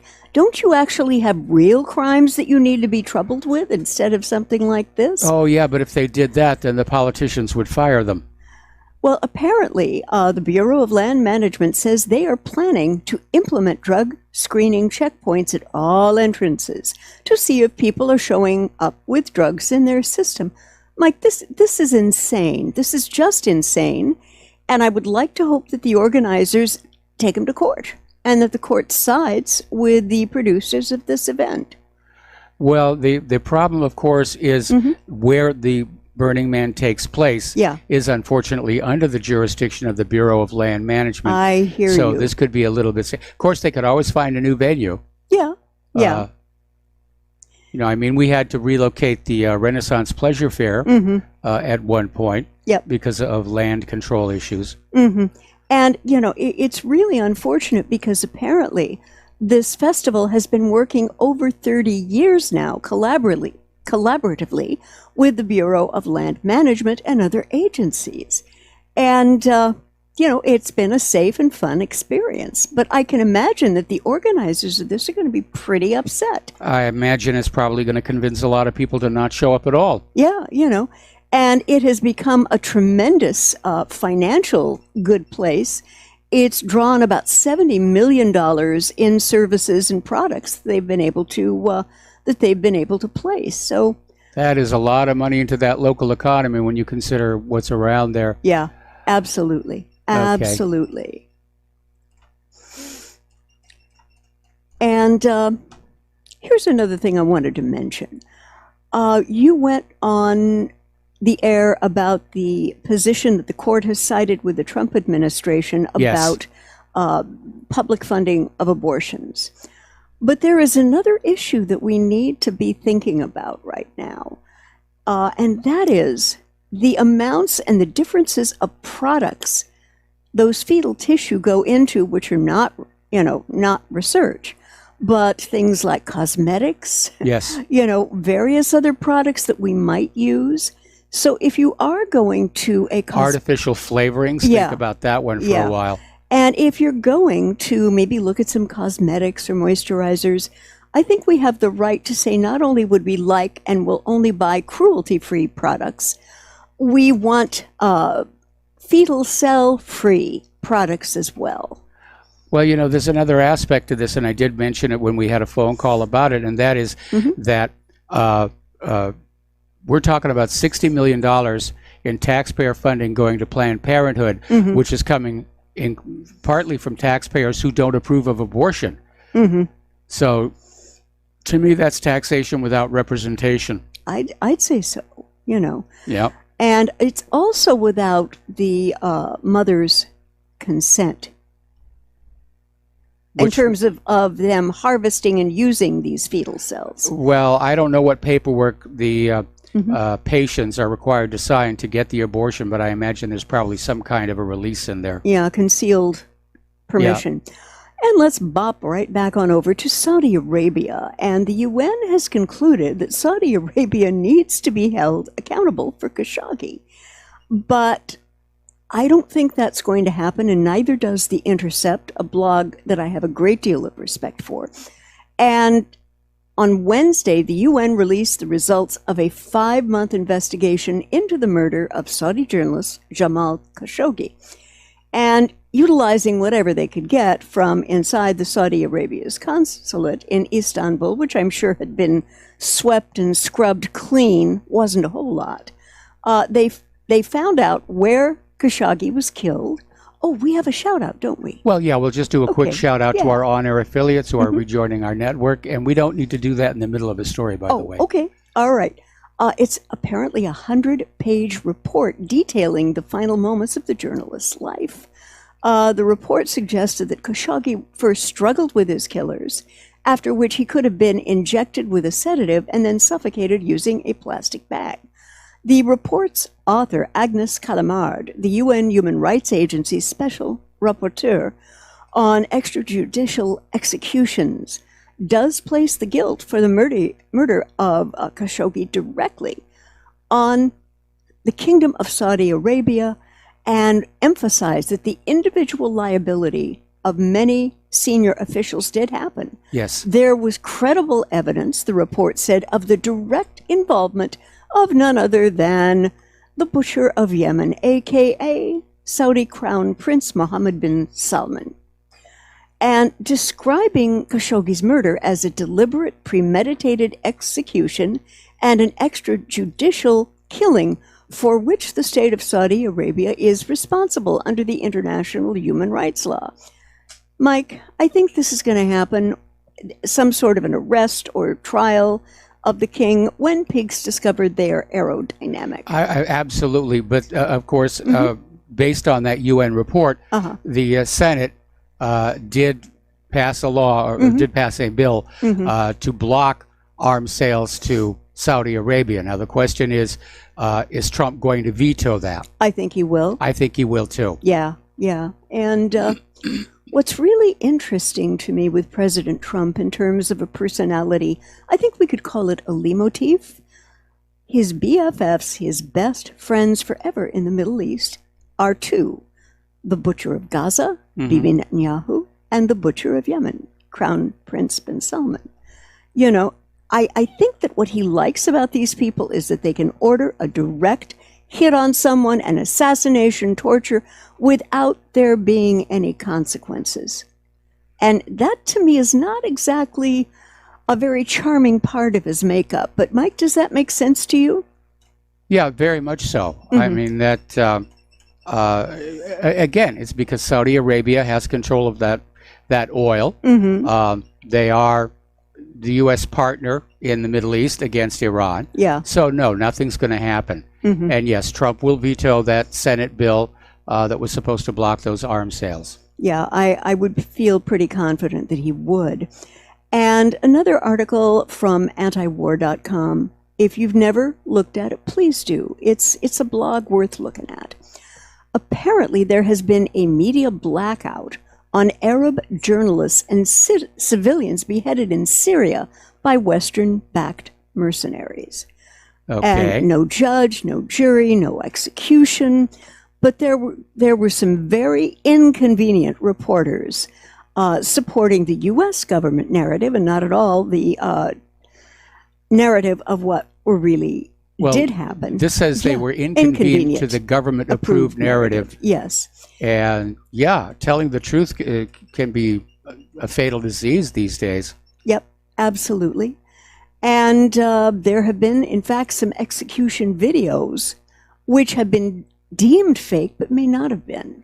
You know. Well, those are like some of the ISIS videos. Mm-hmm, yes. And you went on the story about Georgia, yeah, we talked right? about these protests out in Georgia, and it's getting really, really ugly down there. The And Russians, I'm go wondering ahead. if this is another regime change operation. It could be. It could be. And I mean, nothing like this was supposed to happen when the Russian ambassador, and this was a religious conference, for heaven's sakes. Yes. It was about unifying the Orthodox Christians and getting them together on what their identity was. And so this is really, really, really scary. And I'm hoping the Ukrainian government can keep a lid on it. But looking at some of these images, Mike, I'm not sure. I'm really not sure. What do you think? Is it your suspicion that it is a U.S. operation of some kind? I think so. I think so. Mm-hmm. I mean, when you talk about fanning up anti-Russian sentiment anywhere, the first thing you want to find out is, has Victoria Nuland been around there recently? I'd have to wonder about that. I really would. Now, this is an interesting article coming out of China. China is warning the Black Hand of Western meddlers to stay out of Hong Kong. And now this comes to us from Russia Today, and of course, not a peep out of the prostitutes on this whatsoever. And China's foreign minister has said that the Black Hand of Western involvement is stirring up trouble in Hong Kong and warned against outsiders interfering and sabotaging stability in what he described and called China's domestic affair. Guy's name is Wang Yi, and he was commenting on the recent Hong Kong demonstrations against an extradition bill that could see residents tried in China. The proposed law now has been suspended indefinitely. It hasn't been approved, but it hasn't been knocked off the boards. It's sort of out there in that twilight zone here. Yeah. The minister told reporters Wednesday that Beijing supported the decision, but added that some Western forces are taking advantage of the issue to stir up a bid to wreck both the stability in Hong Kong and the implementation of one country, two systems. We want to say this loudly. Pull back the black hand you have shown, he warned, adding that we're having a think. Hong Kong isn't a place for you to run amok. See, you got to not do that. Okay. It's a term used in China very frequently to refer to foreign conspirators. Hong Kong is a very special administrative region of China with a separate governing and economic system. That's got to be pretty complex. Yeah. And what happened and what generated that was on Wednesday, thousands of Hong Kong protesters again hit the streets in the third major demonstration. thousands of people took to the streets of Hong Kong. Actually, this is on Friday for the third time in less than a week, calling for the city-state chief's executive, Carrie Lam, to resign while demanding that the government drop a controversial extradition bill, which would allow Hong Kong to extradite people who are wanted for crimes in mainland China to China. And Arsenal Street was the first one to get hit in front of the Hong Kong police office, really packed, very loud. And their chant at this point was release them, the people who had already been jailed. Yeah, a lot of people have been arrested here. Yeah. And, of course, Hong Kong has dropped the extradition bill. And the bill was being put forward as part of this effort to sort of reintegrate Hong Kong back into China, because even though Britain lost their lease on Hong Kong, Hong Kong is still operating as a semi-autonomous region. Yeah. They do want to reintegrate with China, and that means having to go with a lot of Chinese law. But Hong Kong is also home to a lot of, shall we say, nefarious interests who commit crimes in China and then live in Hong Kong so they can't be touched. Right. And I think that is the driving force behind these protests. I think you're right. There was another one that I thought was kind of interesting, this time coming to us from Blacklisted News. And the headline is, Alexa eavesdrop on my house all day under the guise of protecting me from a heart attack. Yeah, I heard about this. I'm sorry, wrong. Well, it was listed on Blacklisted News, but Zero Hedge actually ran it. Today, in Amazon's reasons to listen to everything that's going on in your household news, it is being reported that products like Amazon Echo could one day be used to detect signs of cardiac arrest, according to Bloomberg. The first signs of cardiac arrest are unusually irregular gasps of breath, and researchers at the University of Washington have developed an AI-powered tool that could be used on smart speakers to detect such noises. Now, from there, the smart speaker could alert emergency services. All it has to do is eavesdrop on everything going on in your house all the time. And I like this guy's name, Dr. Jacob Sunshine, no joke, Dr. Sunshine, who is an assistant professor of anesthesiology and pain medicine, said, this kind of breathing happens when a patient experiences really low oxygen levels. He continued, it's sort of a guttural gasping noise, and its uniqueness makes it a good audio biomarker to use to identify if someone is experiencing cardiac arrest. You know, however much Amazon paid for this endorsement, it could not possibly have been enough. Well, you know, it's not the only solution, because if you are somebody who is concerned about a heart condition and you have an iWatch, okay, there's a heart monitor built in. And with the latest iOS version, if it thinks your heart is starting to act up, it will notify you. Yeah. And I imagine in the next version of iOS, you can basically set it up to call 911 on your behalf. And so, again, all technology, there's a good side and there's a bad side. Right. But I think a lot of people are very concerned that these smart speakers, everything that they pick up goes to a central computer system for interpretation and then comes back. And that offends people who want to keep a certain degree of privacy in their lives. Okay? And, of course, again, do you accept the positive benefits of the new technology and just accept the negative that comes with it? Or do you say, I don't want the new benefits and I'm going to go back to, you know, the old-fashioned way of doing things? Yeah. Now, I have Siri, obviously, on the smartwatch, and it's turned on because the interface to our car won't work without it. So it's not really a choice. I mean, prior to getting the new car, we had Siri turned off because of concern that it was listening to everything that we were saying. But now it's on, and I actually have a lot of fun with it, you know, asking He Siri. kind of abuses it sometimes. Yeah, telling her to open the pod bay doors and things like that. Yeah. And the responses are interesting. Yeah, there's a lot of humorous responses built into Siri, and I think that's part of Apple's very clever marketing, is that you can have fun with it. I'd like to go back and revisit that story about the chemical burn at the refinery. And because it's chemical, and they handle about 335,000 barrels of crude per day, and is the main supplier of fuel to the New York harbor market, where the inventory is already below average seasonal levels. And so this fire is going to absolutely devastate and cause gas and oil prices to rise, right, Mike? Well, they're already going up because of what's going on in the Gulf region. Yes. This is telling a different story. The article that I originally read said that it was merely a butane tank that went up, but reading what you've got there, apparently, there's considerable damage to this refinery. And not only is there It's damage, sabotage, I tell you. It's those gosh darn Iranians. No, what I think is also going to be a problem, I wonder if this was just sloppy non-compliance. There are rules and regs for preventing this kind of thing from happening. And it's been a known pollution problem in Philadelphia for quite some time. All right, well, we got to take a break here for commercials, and we'll be back after these few words.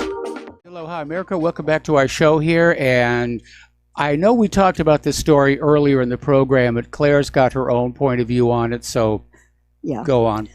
Apparently, the federal government says that it can indefinitely detain anyone, even U.S. citizens, without cause, trial, any of that.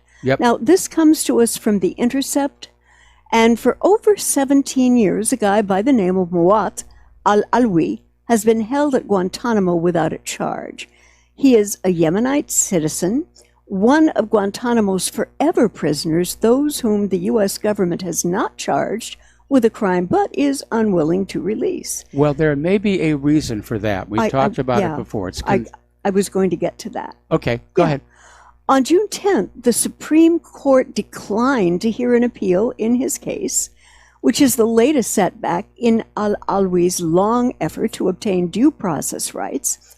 And even though the court wouldn't take up this case, Justice Breyer wrote that it would only be a matter of time before the court had to grapple with the forever prisoners and the scope of the government's power to hold them.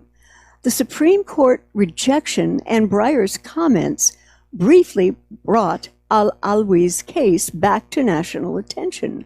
Little noted, however, were the eyebrow-raising assertions that the U.S. government has made in this case about its powers to indefinitely detain not just al-Alwi, but anyone, including U.S. citizens. And here's the quote: "There is no bar to this nation's holding one of its own citizens as an enemy combatant." A filing with the Supreme Court this April, lawyers for the Justice Department argued that the U.S. can continue to hold al-Alwi without charging him, an argument they haven't made since the era of President George W. Bush. The lawyers also went out of their way to stress that even if he were a U.S. citizen, they would have the power to detain him indefinitely. And about the last quote here, and this is a little scary, guys, at least to me: "There is no bar to this nation's holding one of its own citizens as an enemy combatant," the filing read.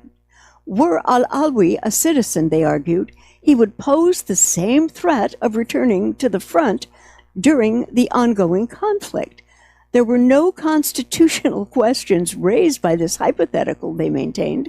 The continued detention of al-Alwi has been justified by the government under the 2001 Authorization for Use of Military Force, a law that was passed days after 9/11, that AUMF entered the country into a state of war that seems to have no particular endpoint. No, it doesn't. It also allowed the creation of a permanent state of legal exception that opens the door for practices like indefinite detention without trial.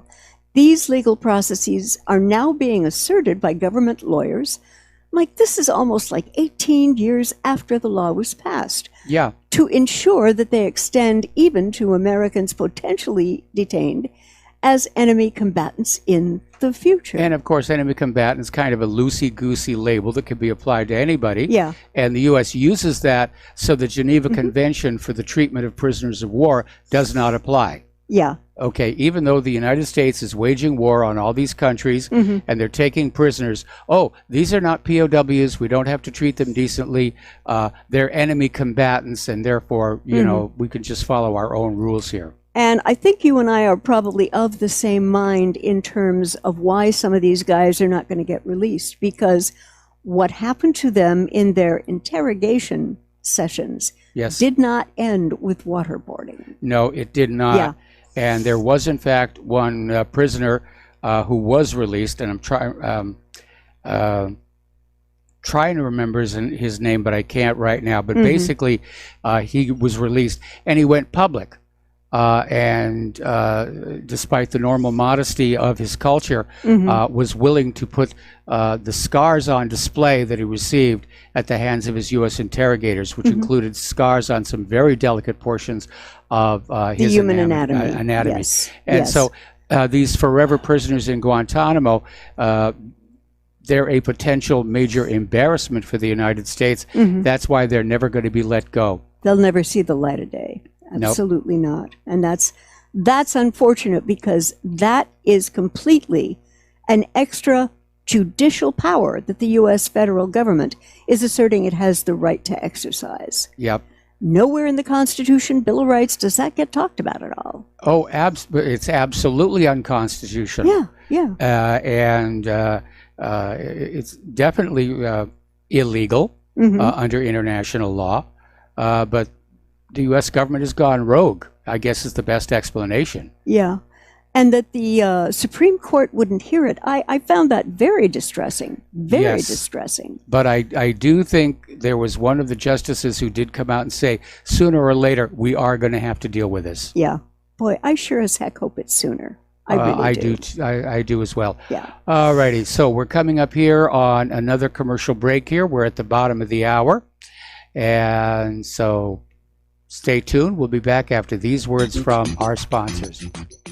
Aloha, America. Welcome back to our show here. And what is your next story? Well, I thought that perhaps with all the darkness that we needed a little bit of light. That would be good. Yes. So on a lighter note, we have predictions coming from the Hilton hotels on what travel reimagined will look like in 100 years. Now, the source of this is futurism. It's not something I have seen before, but I will kind of keep an eye on it. 100 years ago, Hilton opened its first hotel. Now, in celebration of the momentous anniversary, it's looking 100 years into the future, sharing its predictions about what the hotels of 2119 in a newly released report. And some of the predictions are, well, they're out there a little bit. Yeah. Space tourism, one of the first major differences, the report notes, between the hotels of today and those of the future has to do with their locations. And what Hilton thinks, hotels have migrated to other planets and high up in the mountains to avoid encroaching seas, Hilton writes. We've ventured into the middle of unexplored, previously uninhabitable deserts and created places of beauty and recreation. Implant power, this was the one that, kind of bothered me a bit. As for the future hotels themselves, the company expects we'll use microchip implants to wirelessly control everything in them, from room temperature to entertainment to what the spaces look like. And individual data insights gleaned from the embedded chip technology will beam to the hotel so that the space will be configured the moment a guest walks in. Wow. Yes. A star-scattered scenery for space lovers, meadow views for weary city dwellers, or safari displays for adventurers. But I have a question I need to ask Hilton, or you. Will the brain-computer implants become the vaccine-averse technology of the future against which no one can complain or not have implanted? It could very well be. I mean, with all of this everything being wired to this global computer system.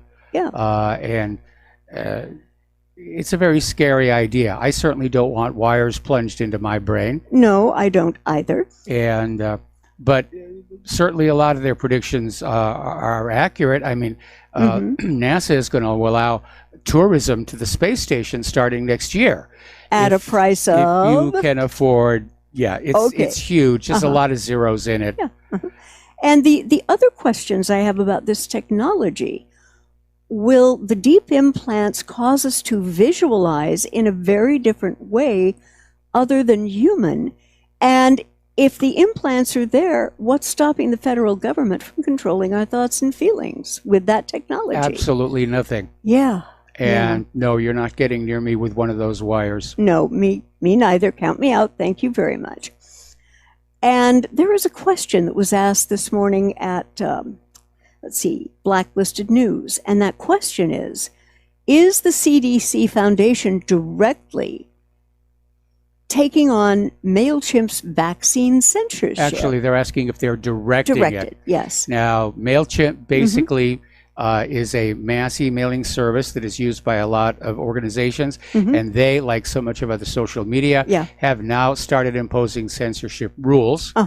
And what they're now doing is shutting down anti-vaccination content. The problem is that MailChimp works with the CDC Foundation, and CDC is not an impartial arbiter of vaccine safety because they own a lot of vaccine patents off of which they make billions of dollars every year. And they don't want to see that cash flow go away. They're going to be out there, vaccines are safe, let's make them all mandatory.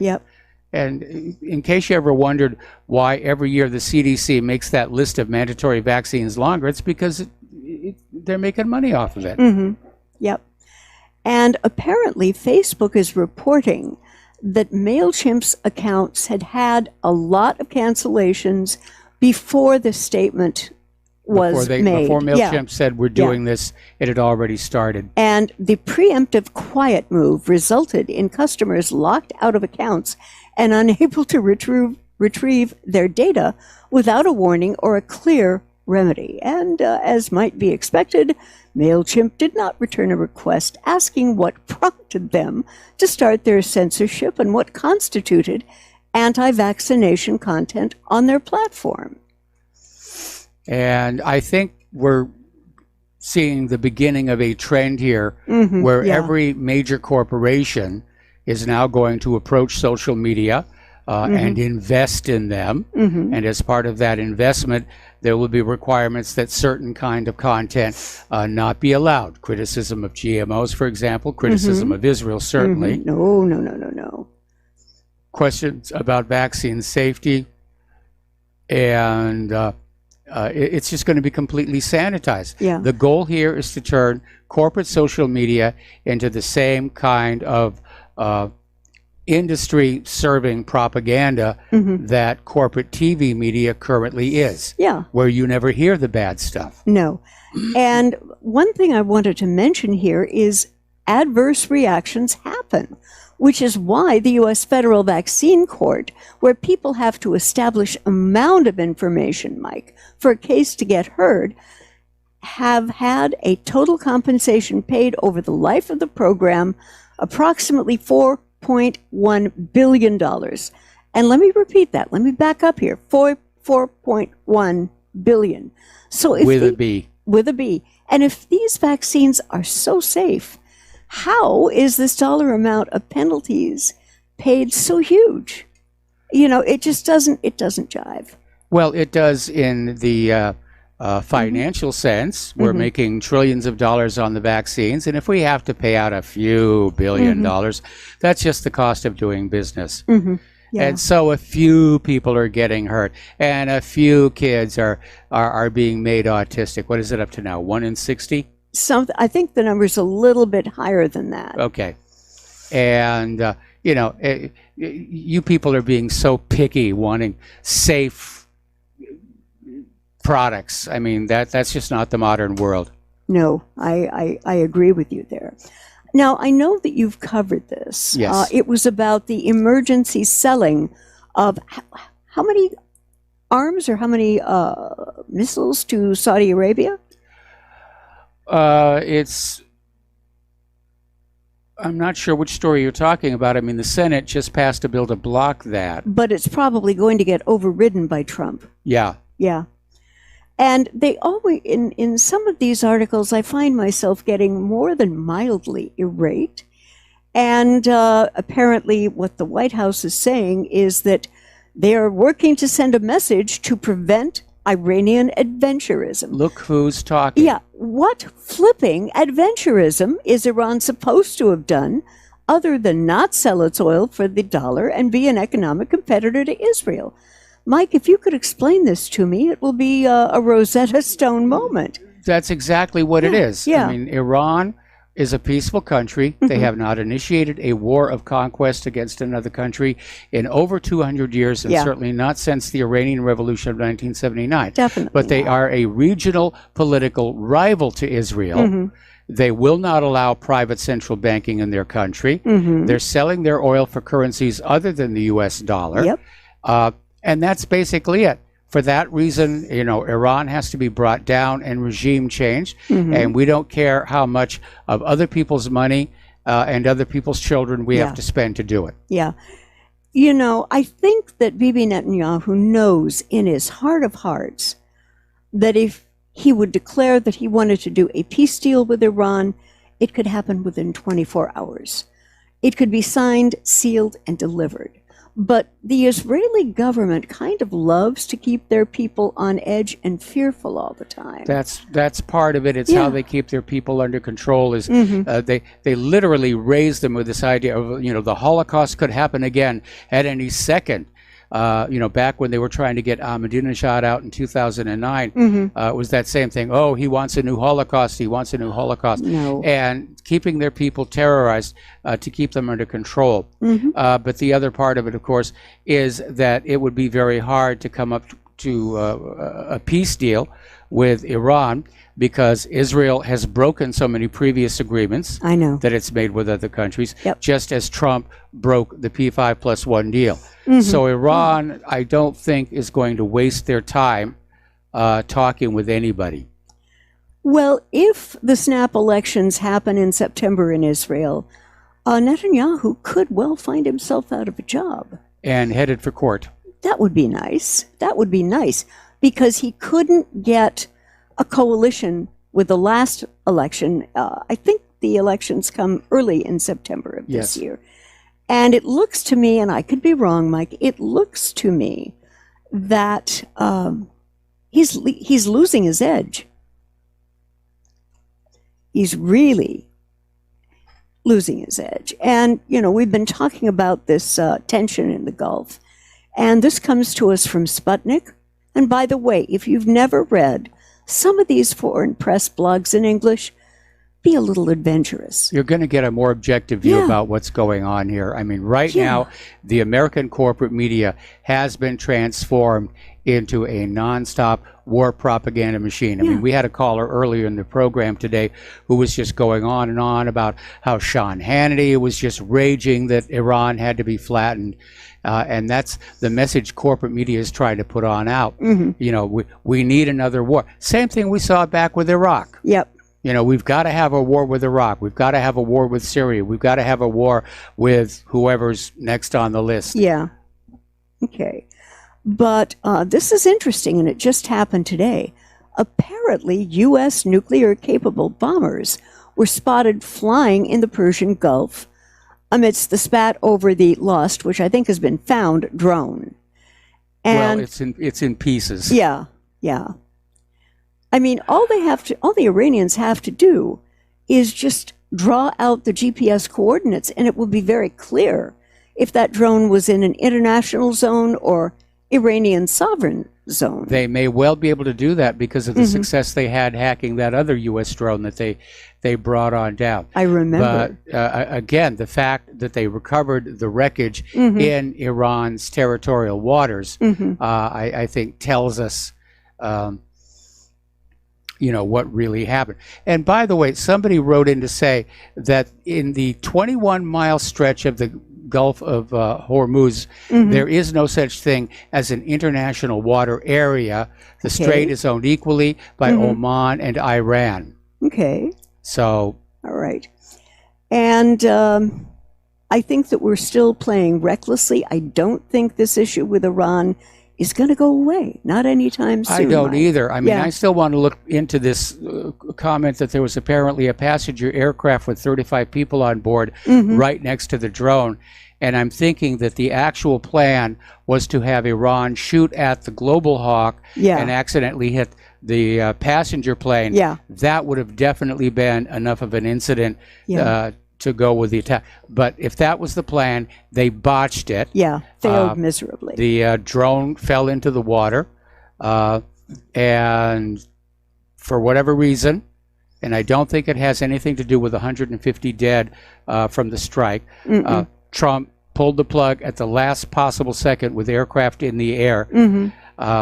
And again, the reason I'm not buying Trump's continued statement that he was concerned about the 150 people who might be killed by the drone strikes is because he certainly didn't care about people being killed in his cruise missile attacks into Syria. Yeah. And he's certainly not worried about all the people who could have been killed going into Iran with warplanes.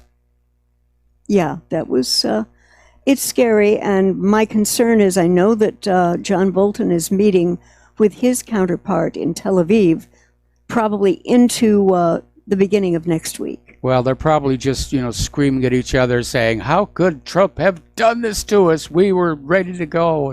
Yeah. If you love peace and you love people, you don't want to see this war happen. It's an economic war, as all wars are, and I'd really like it if the White House would cool its jets. Now, this is an interesting, almost funny article. There is a gentleman who made a fearless prediction, as we like to do. He was predicting that night scope robots, like the Daleks from Doctor Who, might replace police officers, and the guy turned out to be right. So according to CBS Los Angeles, the Huntington Park Police Department is using a night scope K5 robot to patrol public areas like parks and city buildings. The Huntington Park Police, dubbed HP RoboCop, comes equipped with a 360-degree high-definition set of cameras that allow police officers to spy on people in public places.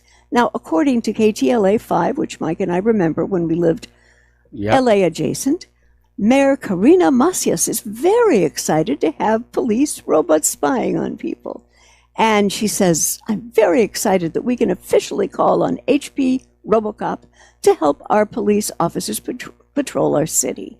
And I am certainly impressed with the HP RoboCop and can't wait to see it in action. I'm already such a fan. Gush. So why should this lady be so excited? Here, the Nightscope website makes no effort to hide the fact that their robots have been specifically designed, Mike, to spy on people in public places like malls, corporate campuses, logistics facilities, manufacturing plants, commercial property, warehouses, hospitals, airports, casinos, stadiums, gas stations, data center, auto auction, and parking structures. Well, those are all places where you really wouldn't have an expectation of privacy. No. I just don't want to look out my bedroom window and see one of those things peeking in. Yeah. Yeah.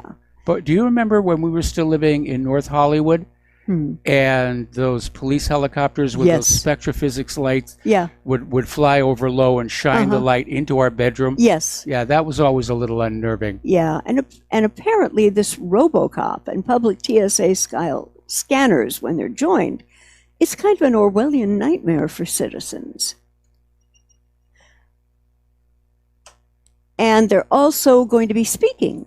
They'll be able to roll down sidewalks and recite phrases to members of the public, such as an excuse me and good day to you. Now, and thank you for your cooperation, citizen. Oh, my goodness. If you're a Doctor Who fan, which I am, like myself, you know that... Big fan. You know that one of the more ominous phrases of the Daleks is, all inferior creatures are to be considered the enemy of the Daleks and destroyed. If you change a few Okay. of those words. All right, we're going to take another break for commercials. We'll be back with the last segment of our program after these few words. And aloha, America. Welcome back to our show. Here's the last segment of our program today. And I want to spend this last segment talking about Facebook. And by the way, apparently Facebook's user numbers are going down. Whether that's from the spying or the censorship, nobody really knows, but they are going down. But apparently, Facebook hired Cognizant in Tampa, Florida, to police content for violence, extremism, child pornography, and other banned content such as vaccine safety and GMOs and anything conservative and so forth. But apparently 3 former contractors have broken their non-disclosure agreements to basically say the conditions under which they had to work were absolutely shocking. It was a high-stress environment where basically they were paid $15 an hour to pore over disturbing content, and they had a quota system they had to go through. And, you know, Facebook is out there trying to say, well, we work with our content review partners to make sure it's a good system. But apparently Cognizant is running a sweatshop for all possible definitions of the word here. Now, over at FinTech, their CEO is claiming that Facebook ripped off his bank startup's logo for their new cryptocurrency project. And the logos are not exactly alike, but they're very similar. And basically, FinTech CEO Stuart Sopp said, it's a funny way to try and create trust in a new global financial system by ripping off another FinTech firm. Ow. So apparently Facebook's idea was, well, if we have a logo that looks almost exactly like this other well-known and trusted company, that people will trust us as well. And by the way, wouldn't be the first time that has happened. No. Definitely not. Anyway, apparently since April of 2018, which is when the Cambridge Analytica scandal broke in the Observer, actions on Facebook such as likes, shares, and posts have dropped by almost 20%. Wow, that's significant, Mike. That is very, really significant. very significant indeed. So, bad Facebook, bad Facebook.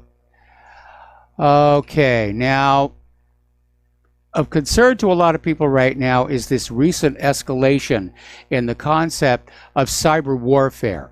And it began with this New York Times report that the U.S. has escalated its plans to plant malware in the Russian power networks, supposedly in response to similar incursions by Russia's backed hackers.